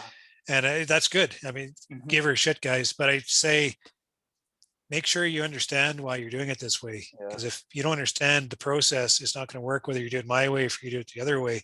Yes. But the way I got it set up, it follows a schedule, and it's just a matter of very queenless nature that continually produces jelly. They're always on a Yes. jelly, always building a jelly. Put a graft frame in there, one frame, whether it's 15 grafts on the bar, or if we put 2 bars in there for 30 or 3 bars for 45, just depending on how young the builder is. Hmm. But they start it, and then in 4 days you transition over, and then you drop another one in there, and those bees just continue developing that jelly. And I'm not sure if it makes a difference. I've done it other ways, and everybody does things a little bit different. And I'm not sure how you do it, but I just find consistency. And I'm thinking maybe because those bees are on one mission, and that is to draw out those graft cells, Mm. and then they're doing it again and they're doing it again, and then we're always stocking that builder. Always every week they get another brood frame, and every weekend we drop another shake of bees in front of them. Oh, do you But really? That's yeah, so we awesome. put lots of bees. What do you think about this? Is it so when that larvae is being developed throughout the stages, that jelly is a different composition every day, let's Mm. say all the way through until they get capped. So I get guys telling me that they know for certain that it's the young bees that are changed. They go down, they sniff or whatever, and they recognize, then they mix more water in or more sugar or whatever it is, more protein, whatever, all the way through. So the bees are naturally changing that diet according to the stage. But then I get other guys tell me that it's probably the uh, the age of the bee itself, where there's a specific bee that at a certain age produces a specific jelly. So they're going around and they're looking, because they're at a certain age, they have this jelly. They look for all those larvae that need that certain jelly, and that's why you need bees of every age in there, because they all produce a different jelly to Mhm. feed all those larvae. Have you heard Yeah. anything in that regards? Well, the thing that comes to my mind is there are studies on basically the hypopharyngeal glands or whatever makes the jelly that during a Right. certain age they're hyperactive, and whenever they get older they shrink, and that's when they start doing foraging activities. But that's the thing too, is I guess I hadn't thought about it that complex as to different ones producing different jelly. I just kind of assume that there's an age range that they're going to be just pumping it out, and then they stop, and then they're bringing home, running to the grocery store instead of feeding the babies. Right. So you But you figure they probably changed the composition then because of that, yeah, it's a definite possibility, or even stop making right? it because they basically shrink. But the thing is, too, is they can revert back. Yeah. If the colony goes queenless or something crazy happens, they can revert back. But I don't know. I don't know if I can speak intelligently about the composition, how it changes. I'd have to I do some digging. I I experienced that revert. I was doing a test on one of my protein patties because just we're dabbling with this recipe and Yeah. it's kind of neat. So we have this protein patty going, and we have one a builder going. We're building out cells, and then we have one with pollen, inflow Mhm. pollen, and another one that we completely closed right off. So we're testing them through, and we got through. I think it was 1 week, 2 weeks, 3 weeks, 4 weeks. They were getting really old. They're starting. Yeah. The bees are getting really old, and I stopped stocking them. But I went and I did one more time, and I opened up the doors and all the hives so that there's a fresh flow of pollen coming into all of them. And that hive, or how did that work? Oh, I'm telling you the story wrong now. Yeah, I'm telling you the story wrong. I opened it all up, but I boosted the two with the supplement on, Hmm. and I didn't boost the one that I kept without pollen. So I'm not sure if I lost you there, but they're all getting old. I boosted these two that I had supplement on, and I didn't boost the one that was blocked off, so they had no nutrition whatsoever. So I opened it up, and the one that I hadn't boosted actually outperformed the other two that I had Are you boosted with serious? bees. Yeah, and those. Oh wow. So I was asking why, how could this be? Like they had the nutrition coming in and such. These are like 4 week, 5 week old bees, and they just outperformed these very young bees in a builder. And I asked Randy, I said, what happened there? He said, yeah, those bees, they just reverted back Yeah. To to where they're. their jelly producing state Yeah. because they must have had inflow of protein come in or something. And Yeah. then they have all this work and they just went to town. And those Time to old go. bees produced cells like that put to shame these younger ones going on the other ones. It's probably like they think they're about to die and their last battle cry. Ah! Yeah, as they make the cell, Charge! they all fall to the Right. floor and they all chill. But Right. but I thought that was really That's pretty neat. cool. Yeah, Yeah. I never experienced that before. So then I'm looking at that characteristic, and I'm looking at wintering our colonies through 5.5 months of winter. So these bees set themselves up as winter bees, and they're holding their body fats and all this kind of stuff, and they get to the end of winter and they're like 200 225 day old bees at that time, Hmm. some of them. And those fuckers, they go down and they build a brood nest like you wouldn't believe, right? Just like they're young Same bees. concept. Yeah. They have all this protein and sugars, and they have some pollen coming in, and Yeah. these old bees, they still are able to, they're capable to be able to do that, right? The And last Randy, hurrah. last hurrah, and Yeah. exactly their Yeah. last hurrah. And Randy says that's exactly right, to get a little bit of stimulation. And he says some of those older bees revert back to be able to produce a jelly, to be able to rear that brood nest is needed to carry on the functions, right? That's So pretty cool. it is And cool. All these dynamics working all together is yeah. all stems from the same basic fundamentals of those Yeah. bees, right? I love it. So what Yeah. do you put like your normal cell builders? Do you put your protein blend that you were working on, or do you just let them eat as much pollen as they want? Or Yeah, they're wide open. They get pollen, but we also have patties on there. And we have, I'm not sure what it's like in Missouri, but we have variability in our spring, and it's yeah, they always can't like see. this. And it's cold one day, rainy the other day, too hot the next day, and it's just so we Yeah, make sure we have food and sugar at all yeah. times for him to feast on.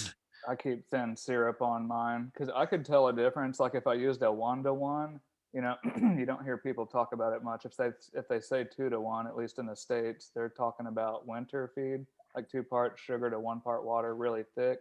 But I Right. do the opposite, like Okay. 2 parts water to 1 part sugar, because it kind of resembles natural nectar content. Right. You know how natural nectar gets their wax glands going. Yeah.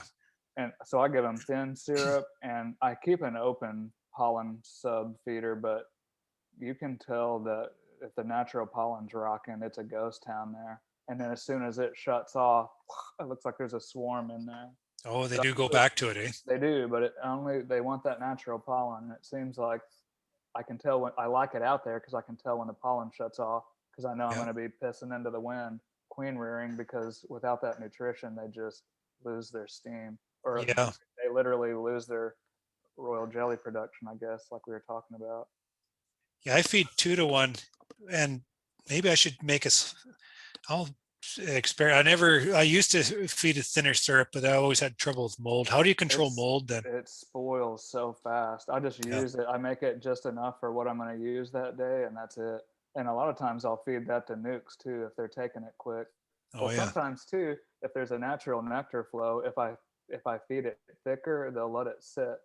But if I thin it down to where it's more like natural nectar, shoop, Oh, they they'll take it. take it. Yeah, Because I find that really important in the builders to make sure I always have empty comb. Because thick syrup, they're always storing it. So maybe yeah. thinner syrup, they might use it It's a little differently. Maybe. from my understanding, thin syrup is like natural nectar. It's stimulative, where a thicker or like a high fructose corn syrup, they like you said, they store it. So my thought is I'll use the thin early to stimulate them because I want them to feed like crazy and feed those fat queens. And then Yeah. later in the season, I don't want them to be building comb and throwing swarms. I want them Yeah. to be putting weight on. Yeah. Yeah. That was my thought anyway. But I mean, every area is different, and everybody's bees are different too. But that's kind of what I do. Yeah. That makes a lot of sense. And that sugar into their stomach is really important too. I find even taking that heavy sugar, storing in the comb, there's still sugar in their stomachs. Yes, And if they don't have that sugar in their stomachs, then they're not producing the wax. And if they're not producing the wax, you're not making the big cells. You don't want yes, big cells, but you want healthy cells. exactly. Yeah. And they run short in the sugars. They're going to produce you little nubs, which isn't Yeah, not necessarily a bad thing, but you I know, don't. the I'm a. beekeeper, what's your idea on that? I think there's some giant queens that crawl out of some poor looking cells at times, but I'm not going to post a picture of those on Facebook. You know what I'm saying? Yeah, I yeah, want show them on to face look right. on Facebook. I'm going to do Yeah, that. I'm going to find a yeah, frame of nubs and I'm going to put on a commercial beekeeping page. Look at guys, what I did. Boy, right. I'd get beat up. I probably shouldn't say it. I used to call them. It looks like kind of like the tip of a dog's back. Just they don't have any. They're not really impressive. No. But the same. But it's like anything in beekeeping. There's always a double-edged sword. Like, yeah, I like big cells, but I've had some that were little nubs, like you were talking about, that just it looked like a mated queen coming out of it. And a Yeah. lot of it was probably the stock, but evidently it was well fed enough to develop into a large queen. So Yeah. A lot of guys are telling me the same as don't call on the size. I mean, I guess we're beekeepers. We can't help but to, we keep the nice ones. But I've also had cells, great big cells, very well developed, jelly halfway down. And those dead. queens were my worst mated queens. It's like, what the hell just went on here? I mean, Yeah, there's other factors that were involved in that I'm not yeah. counting either. Well, it's so highly variable, and you'll see people too that'll say something like, they need to be huge and completely full of jelly and stuff. But sometimes I'll get some that are non-viable that are huge and full of jelly. So Yeah. I actually kind of take the middle of the road. I like to be able to see where I can tell they've eaten into it, because then I know that Oh yeah. thing's got an appetite. Because if they're not eating anything, sometimes you'll open them and it's not black queen cell virus. I need to have it lab tested. But like I was talking about in spring and fall, early spring, I'll have more culls. I'm assuming it's maybe some kind of a bacterium or something. It's not black queen Oh. cell virus, but Huh. I'll get a batch that, and that's the one thing is I'll number my builders too, and I'll know if somebody's giving me problems and they're done. I'll just split them down and drop cells into the splits because they're not all created equal. And even some colonies that look really good, you know, you'll have an issue with. And if you don't feed them, like you said, if they start having nutritional issues, then sometimes the cell quality goes way down too. That's why I'm with you 100% on feeding. And How do you call your cells? Are you looking? Um, well, I'm looking for consistency. I get yeah, some batches. There's like a shit ton of royal jelly still in there, yeah, but they're all across the board and they're all good. And then, maybe they're getting a bit older, so they're not producing as much jelly. But then you see one with jelly. So I call those ones out. yeah, that's But dead a lot of times. and then we'll also candle them so we can Yes, see the queen yes, in there. There you go. But what do you think about opening up the that's what cell, I taking do. a peek and Yeah, look? like Do you do sneaking a that? peek. Yeah, that's what I do. Like sneaking a peek at a Christmas present. Huh. It's the same thing. You just, nobody knows. The bees don't know. But Do then you I do can that to all of them tell. then? Yeah, yeah. Because I don't sell my cells cheap. Like I sell them for $15 a piece, and a lot of people scoff because the old school guys, they were like Oh, $2 or something. So yeah, I sell them for 15. But hey, I can almost guarantee she's coming out the other end. I can't guarantee yeah. she's gonna mate. How crazy that gets. But I feel like I'm offering a bit of a higher quality product Well, because I sure you are. Yeah. gave them a good cull run. Yeah, especially with your breeding behind it, for sure you are. Yes, So you're yes. taking yeah. I was always afraid to do that, but I seen another guy do that on YouTube. Is like, Yeah, boy, you I've can. never seen that before. Yeah, you got to be careful, especially because if you pull them, depends on when you pull them. Because obviously, if it's like they just capped it, the walls are really thin, Right. so you got to be cautious. But if you squeeze right where the plastic is and then kind of pull on the top of the cell, are you using JZBZ cups? Yeah, Okay, yeah. yeah, the wide cell base. That's what I use, and you can pop it and take a peek at it, and you can stick it right back, and no one's the wiser. I But think you we can might tell right try away. that. Yeah, it's an added step, so maybe some people may not want to fool with it. But if it's a blank nuke and you just saved yourself a blank nuke by just taking a peek, to me it's That's worth just it. it. It's Yeah, worth the I guess we time. could still candle to see them. Oh yeah, that works great And too. then if the unsures, there's always some that you can't tell. So just Pop it open. take a look. Yeah, Eh? That's an yeah, advantage of those plastic queen cups because it I allows us to love do them. that. Eh? Yeah, and that's another thing. Like sometimes you make an assumption. Like I was pondering the wax cups versus and you'd have to melt, wax and then stick the cups on. I'm like, well, they'll prefer beeswax over plastic. They're bees. And it was a short sample size, but I even ran in the same builder, bar, and then bar, and do wax and then do plastic. And I had a better take consistently with the plastic JZBZ cups. And I Wow. don't know if it's because of how precise they are, like they're like beyond a shadow of a doubt. That's a queen cell. I have Oh, no maybe. idea. Eh? I don't, Yeah. I don't know. I'm kind of speculating here, I did but the same thing as you as I started making mine. And I had this little dowel set. And boy, yeah, that's a lot yeah. of work. Well, I But I see thought that. I was Yeah, very proud of them.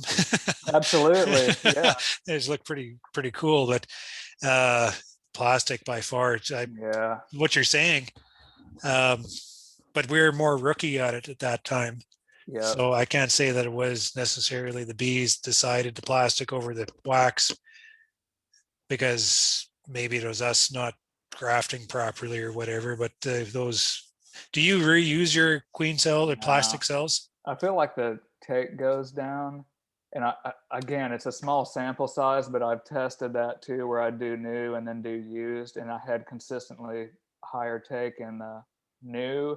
And the thing is, if you buy them by the thousand, they're like Yeah. what, 6, 7, maybe in Canada 9 cents a cup or something. Yeah, Well, what that's if what you lost a queen? What's a queen worth? More than 9 cents. I know that. that's the So, way we look at it too. We're thinking yeah, about saving them because it seems like a waste, but at the same time, yeah, it's only cents and we're dealing with, we want all the best conditions. So why wouldn't we yeah, provide that best condition for them too? Gives them like yes. give them a shiny new car to go drive in. It's Oh just yeah, give it what they exactly. need, right? So we never. I know guys that do boil their cell cups and they Hmm. use Dawn dish detergent or something just to clean them up. Yeah, And I'm just thinking, God, there's got to be residue on that and such. But yeah, I don't know. yeah. And again, maybe it was a fluke because it was a small sample size, but it was the exact same builder, same grafted out of the same frame, and Yeah. I saw enough to convince me of it. So I don't fool with them. I just pitch them and get new ones. How That's gentle are you with your cells when you're transporting them back and forth? I could be better. I usually I just leave them in the I leave them in the frames. I try not to pull them until I'm headed straight to the house. But Oh here's yeah. another thing. That was something I wanted to ask you about. What was that in one of your videos? You had like a plug cigarette lighter cell one. Yeah, it's a carry case. I've got to get one of those. Oh, I don't know how. Well, they're expensive. Like the one I have Yeah, is 150-ish cells or cells dollars? or Cells. cells. Okay, yeah. Yeah, $1,000. Okay. Is it consistent though? Yeah, I mean, yeah. it's the berries. When I first got it, I had this old Chevy truck, and the damn thing wasn't consistently holding its temperature because I had a little probe in there, and it was variable all the time. The carry And cell was? the carry cell was, and I couldn't figure it out. I said, what the hell is going on? And then finally that old beat up, because we did all our grafting work from that truck. So finally that truck caved and I bought a new truck, brought it in. And then we started using the B truck too. And it was a voltage from that old truck wasn't giving enough voltage to be able to keep the damn thing warm enough, consistent, because it goes off and on, right? Yeah. But as soon as I had enough voltage going into it, then it just holds it perfectly, as long as we're not opening, shutting it all the time. But it provides us a bit of, I don't know how fussy you are with chilling cells, but we're really like, can't. I try not to, but like I have one out yard that I raise cells in a lot, and maybe I shouldn't do this, but it hasn't really burned me. Like I'll pull them when I'm leaving. It's in a friend's cattle pasture, so I shut the gate and head it straight to the house, and then they go straight in the incubator, which is about maybe 6 miles. But it seems okay. Seems all right. I think they can take a little bit. I think they can take more cold than they can heat. Yeah, I'm pretty sure. I agree. And I just try not to burn out, like if it's really, because it'll start getting warm in June here. Yeah. And I just try not to expose them to where, roll my windows down and let everything, I keep it just a bit warm, even if I'm a bit uncomfortable. I just run them straight home and put them in the incubator. Oh, that's another thing. Are you running one of those? Was it a GQF hatcher? Yeah, that is I pretty want slick. One of those. They're not cheap either. I think we spent, after shipping, it was $1,200 Canadian to get it up here, but it is slick. Well, right now it has chicken and duck eggs in it. Oh, nice. Awesome. So we're going to have an early graft season. I told the girls, I said, well, those better be out of there by the time we start grafting our queens. Because I'm waiting for a damn duck. Yeah, it's going to have to come down from 99 to about 93 too, Duck eggs will get cold. Yeah, it's 99.5 is what they have it. What temperature do you keep what do you do your graft cells at? I keep them at like 92.9, somewhere around in there. But there was a guy that was pretty well known. He was, and I heard somebody else advocating for 95 the other day. 95. I thought that was a bit warm. They may hatch early. Yeah, I keep mine at 93. Okay, that's right around where I'm at. Yeah, I used to keep it at 92. I know a guy that does it 92, and I knew a guy that did it 93, so I figured I'd split the difference at 92 and a half. Yeah. Yep. And always, I figured they're slow, just very slow. So then I cranked it up to 93 and it quickened things up. Yeah. So I imagine 95. Fuck, those things must just be poking out of Day there. 14, here they come. Crawlers every time you open it. Oh my gosh. Yeah, exactly. I don't know. I think mine was 92.7 or 92.9. Yeah, but it's a GQF, but not as cool as yours. I got another one because it's they're about like and it has a clear window, circulated air with a digital thermostat. Right. Yeah. GQF. I forget what model it was. Genesis. Mine's a 50/50 or 1550 is what mine is. Yep. It's a hatcher. That's perfect. And it is 3 trays. I like the trays because what we do is because I have everything on a 4-day cycle. So cycle 4 days. And then in the 8 days, we cycle them straight into the incubator. So, I mean, that's a very vulnerable state to be transporting these cells. But we take the cell off the bar at that time and put them into a piece of foam. And then we like I don't do this work. Carrie does it. So she's very, very friendly, like very easy with her. Got it down. Yeah, me, I'd be dropping them and slamming them. And I do occasionally drop a few. So that really nice batch would all be shaken baby syndrome. But they go into the incubator day 8, and we have three trays. So day 8, day 9, 10, and then 11's in the carry cell. Yeah. Or seri cell. And then on that day 11, we're taking them out into the yards. So they're not hatching until that night or the next morning. Mm-hmm. So we're transporting them, I guess you could call them fairly hot. So I guess if they do chill a little bit or overheat a little bit, it's not as particular at that time. But one thing I like about that hatcher is It's right on the money, eh? Like it Yeah, doesn't vary a whole lot. And you can keep the relative humidity up to 60, 65% in there, nice and humid, and just right on the money for temperature. It's just perfect. I'm gonna have to get one. Don't they have a humidity system too you could Yeah, add there's to a it? tray up there with a Yeah, sponge, and then the fan sucks through the sponge, and it just that's zaps the like we're filling it up every day because it's maintaining a real humid environment in oh, there, you do have to fill it every day. I was thinking I could pretty much. procrastinate because sometimes I'll open it up. I'm like, damn, it's dry. You I know, don't know because if it really make a difference, but it doesn't seem to. I don't. I I mean, don't it know. doesn't seem to kill them. You know, not No, like having a temperature mess up because I'm temperature is more very. important, I Oh think. my gosh, I bought a Little Giant. It was a that was the brand at Orscheln. It was a digital thermostat and everything. I think I killed. It was a maybe 250 queens until I figured out that the thermostat wasn't even remotely close to what it Oh said. no, it's too hot then. No, it was too low, Oh, too cold. way too cold. Yeah, and I Oh didn't yeah. realize it until it was too late. But then, I ordered this one, which it's not as expensive as those, but it was. I mean, it was 175, $180. But my wife's Yeah. rather frugal, which I appreciate. But Yeah. she's like, "That's a lot of money." I go, "Do you know how much money I just killed there? Yeah. If I'm That's just it. charging $15 a cell, how many incubators can I buy for that?"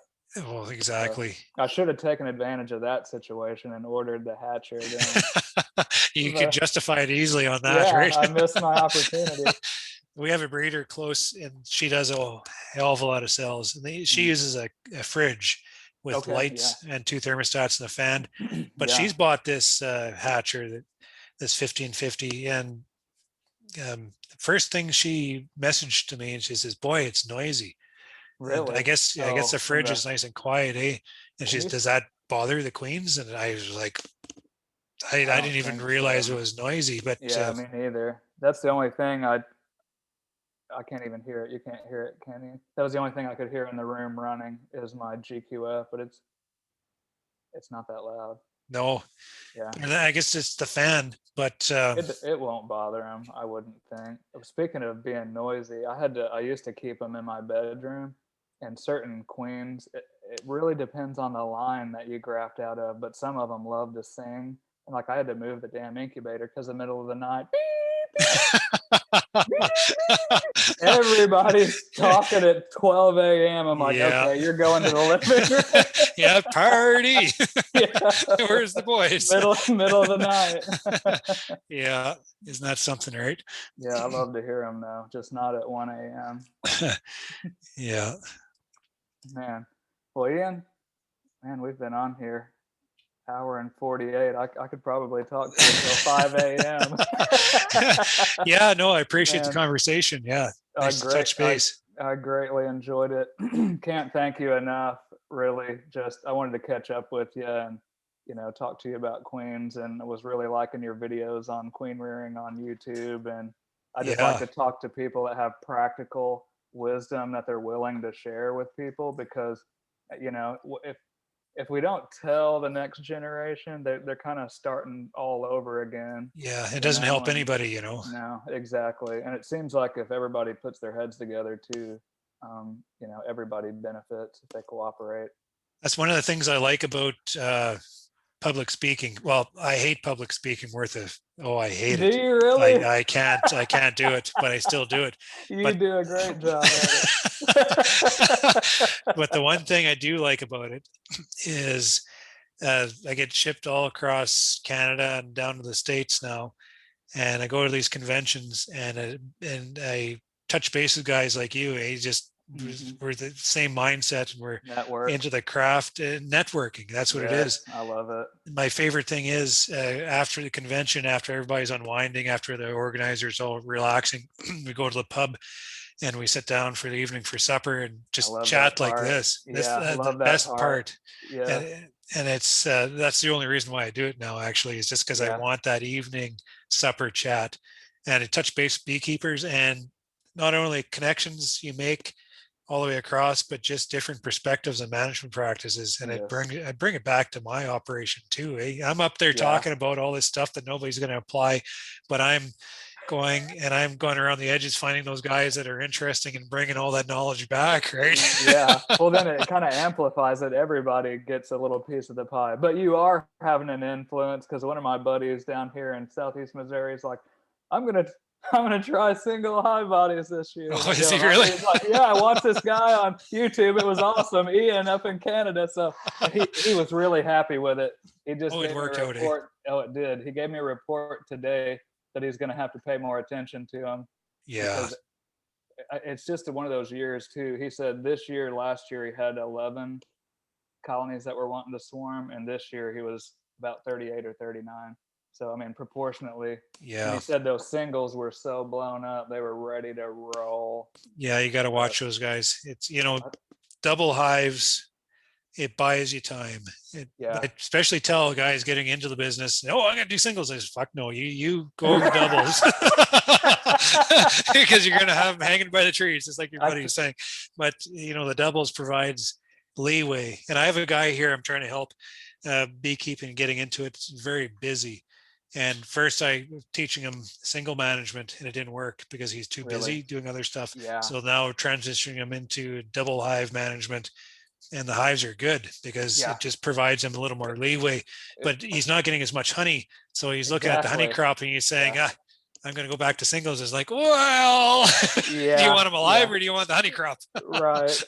Well, Jeff was definitely happy with it. He wasn't going to stop doing it. He just made the observation in the spring. Just like you said, if he wasn't on top of things, it might get away quicker. But I did it last year after watching your video, and I had a yard that I hated to leave it because the landowners were so awesome, but it just sucked. I mean, the production sucked. But if I ran singles, I made honey out of it. Right. So they're more efficient, from a practical standpoint. I think they're more efficient, and I think you're really onto something. It's just like you said, maybe a word of caution, or they'll figure it out on their own. Yeah, that's just it. And then, as we go, like I was talking earlier, because I'm breeding and I'm wanting him to manage in that single box, I'm adapting my breeder, I'm adapting my stock to suit that style of beekeeping, right? So it just kind of falls suit into that, and it works. But there's guys, double brood box used to be standard, especially guys wintering outdoors. I never knew a guy wintering outdoors in a single box until this last 10 years. Oh man, in Canada. Guys they're wintering outdoors in single boxes. And the reason is because they're controlling their mites more efficiently. Oh, okay. You put the strips in. As much, maybe. Or maybe that too. Or it's more concentrated to get the miticide where it needs to be, maybe. It could be a smaller hive too, because they were bringing in Italians at that time. So, those can be real big 2 boxes of bees to winter. And, you need that much bees to winter in this cold environment up there. And it's just a mindset, but I don't think that's right. So they're managing smaller nests, and you're probably right. There's less brood in there, but at the same time, the strips, the mites can't get away from the strips. So you get a better efficacy, I guess you'd say. Efficacy. And then also the oxalic acid is a 1-2 punch. We do the spring with the Apivar, and then the oxalic in the fall. And that seems to be doing something interesting in helping extend the Apivar, but the bees or the mites can't get away in a smaller spot. Yeah. So I think it's just helping that way. And that's the main reason why guys are switching to single boxes, is for the mite management. But then again, we're yielding more. Well, we don't want that damn canola honey in our brood nest anyway, so we're pushing all that honey up to harvest. That then makes sense. Sugar is expensive this year too, but so there's gone always the backside of it. If you take all their honey away, you got to feed them. Right. There's trade-offs and everything, right? Yeah, exactly. There's no solutions, only trade-offs. Yeah. But I was doing several. I would winter them in a 5-frame nuke, and they would do pretty good. But I found out if I added a second story, they would do even better. Yeah. But it's about like, well, obviously it's about like a single deep, because it's the same number of frames. And those I could tell were wanting to swarm on me sooner because they get tighter quicker. Oh, but the thing is if you run a single in that, you can throw an excluder in supers and you don't have to move them. Yeah. Now I have to either split them or move them into a 10 frame. So the single box is way more efficient. Yeah, that way it is for sure. Yeah. Saves you Even some the labor. fives, I find the fives are a little less predictable in the wintering. I'm managing sixes. That Yeah, extra frame, boy, that makes a makes lot a of difference difference. Oh because it man. provides them just a little more resource, but it also gives them another frame to brood on. And that extra frame Yeah, is, boy, that makes sense. Are you making your own stuff, or do they sell like somebody sell a 6 frame up there? yeah, I have a neighbor here that's a box builder, and Oh, he perfect. he's the one that started the six frames because he's building these 10 frame boxes. And he has all these cut ends, right? Ah, So instead of making nukes of these cut 5 frame nukes, he figured, wow, three 6 frames together fit better under a stack of 2 honey boxes than yes. the fives are too tight and it's kind of sloppy as you try to match the boxes up. So he's Oh, using these cut ends, and he made 11-inch bodies, which is 6 frames, 3 of them together, and everything squared, some symmetrical, because he's a little bit of a perfectionist, so oh he yeah. likes I straight love that lines. though. For the box Absolutely. builder, But and did you it's say would you'd put 2 excluders and put supers on 3 nukes? Are you? yeah, That is yeah, too cool. yeah. That's So awesome. the three go together, and I used to go and spray them with Honeybee Healthy, and I used to use Mhm. newspaper and slow merger. But now I'm just like, fuck it. We just put Yeah. the boxes are mated. Sometimes it's nice because I keep everything on a pallet, so we make up our nukes. We take them out to the breeding yard, drop in the cells, and if we have like 95% acceptance, it's Oh just yeah. basically taking them back into the honey Yeah. yard, right? So you don't have to fill Yeah. in the spots. So we take them back, pop off the tops, scrape off the burr comb, slap down the excluders, slap on the first honey box, and bugger off. And the bees merge just beautifully. Yeah. And I do Man. it that way because through the summer we got a heavy honey flow, and if we don't manage our nukes, that used to be the big problem with our nukes is they get honey bound all the time. You have to go in and Mhm. skim off the honey, give them Yeah. space. But if you provide them the space up on top, they fill out that bottom and they push all that honey straight up. And as long as you have head space, they just keep filling it up straight up. So Yeah. it completely eliminates all the work to those nukes. And then because we have a honey flow, we're making money on those buggers at the same Yeah. time, right? And you don't That's need awesome. all these little 6 frame honey boxes to be stacked up. We just use the same equipment we use for the rest of the operation, Yes. and we just put it over top of the nukes, and it just works so well. If it Yeah. wasn't for that, I don't think this nuke strategy would be as interesting because I wouldn't have time to maintain them all through the summer with Yeah. separate equipment or just by pulling up honey frames to make sure they had enough space. So this just allows the bees to, there's a debate whether you have 3 of them working together. So the bees are all mingling.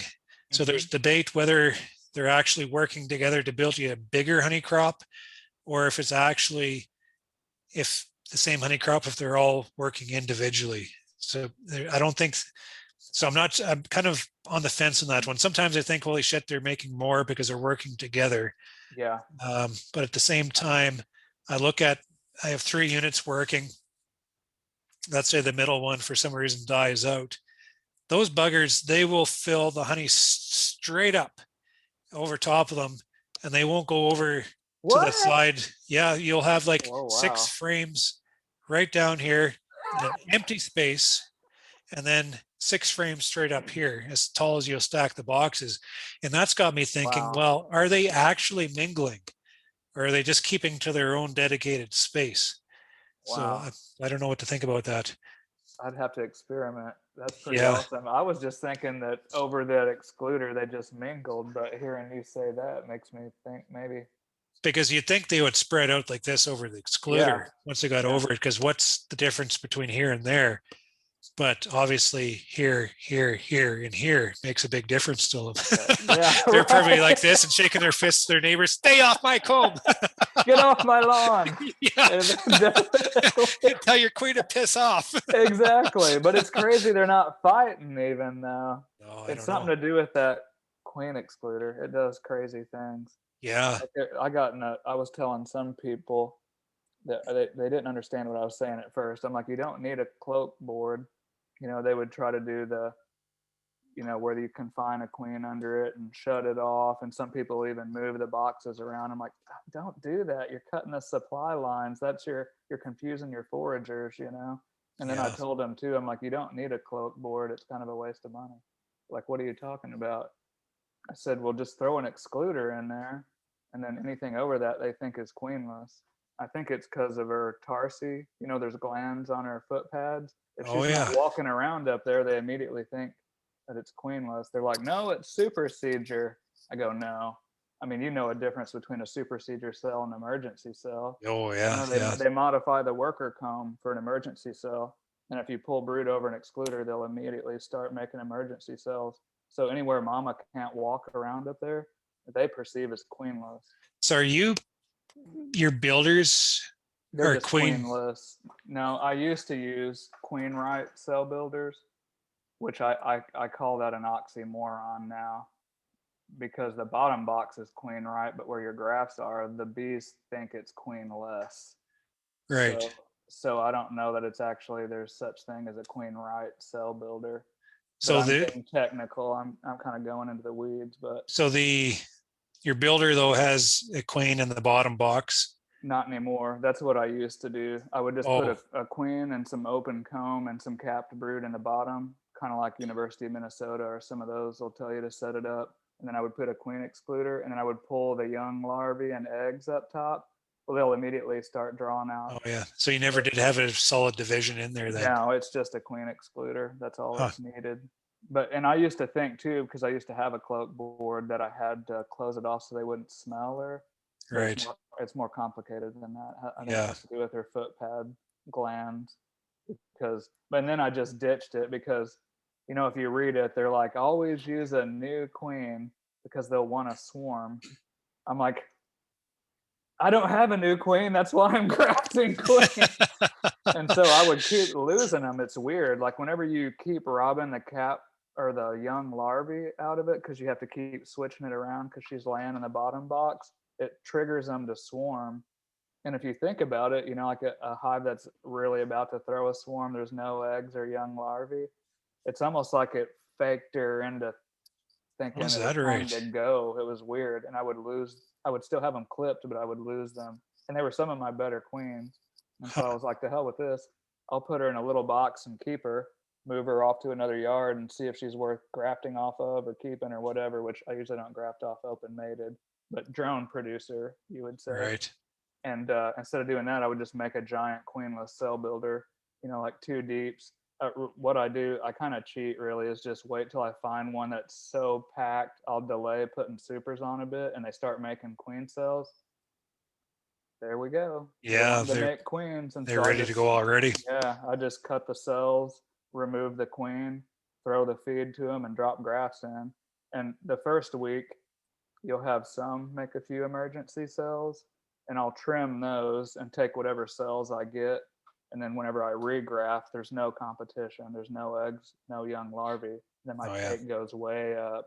And I do Yeah. the same thing week 3, and then usually I'll retire them after that.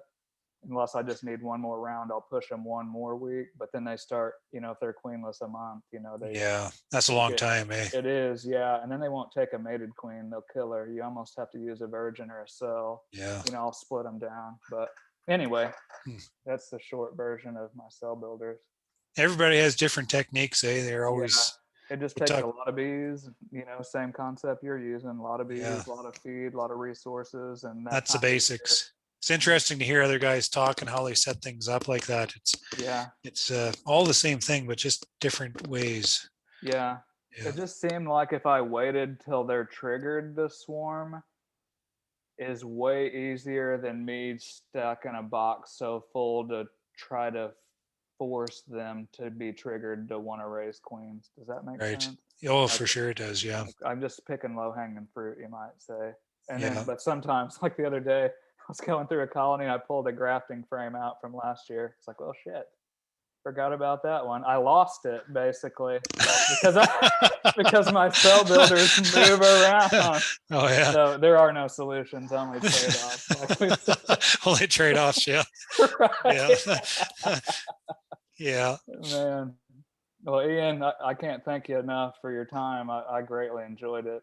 Yeah, for sure. Oh, for sure. I love the conversation. Absolutely. Yeah. Same here. We'll keep in Hopefully touch for somebody, sure.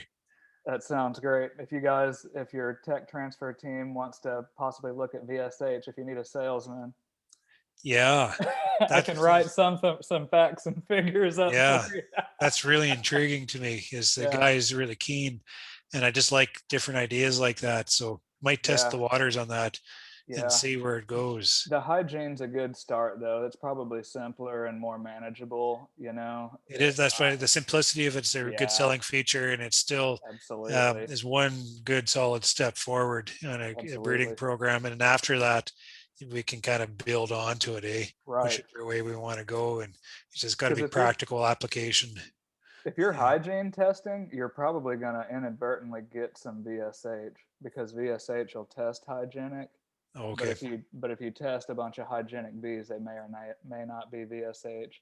That's why I Right. think it's like additional gene sets on it. Oh yeah. It's a bit complex, but Yeah. it's not hard to select for. So yeah, hit Yeah. me up if you guys maybe want to look at that. Give Yeah, you for any sure. info. I've been obsessed with it for a decade, so got a I've got a few things in my hip pocket I could maybe help you out with. Good. Yeah, I appreciate that. So we'll be in touch with that for sure. So Excellent. yeah, that's good. So I'll get back and we'll keep in touch, be it Facebook or email or whatever. Sounds great, Ian. Thank you so much. Have Yeah. a Well, great evening. yeah. You too. Have a good evening. Good night. We'll see you later.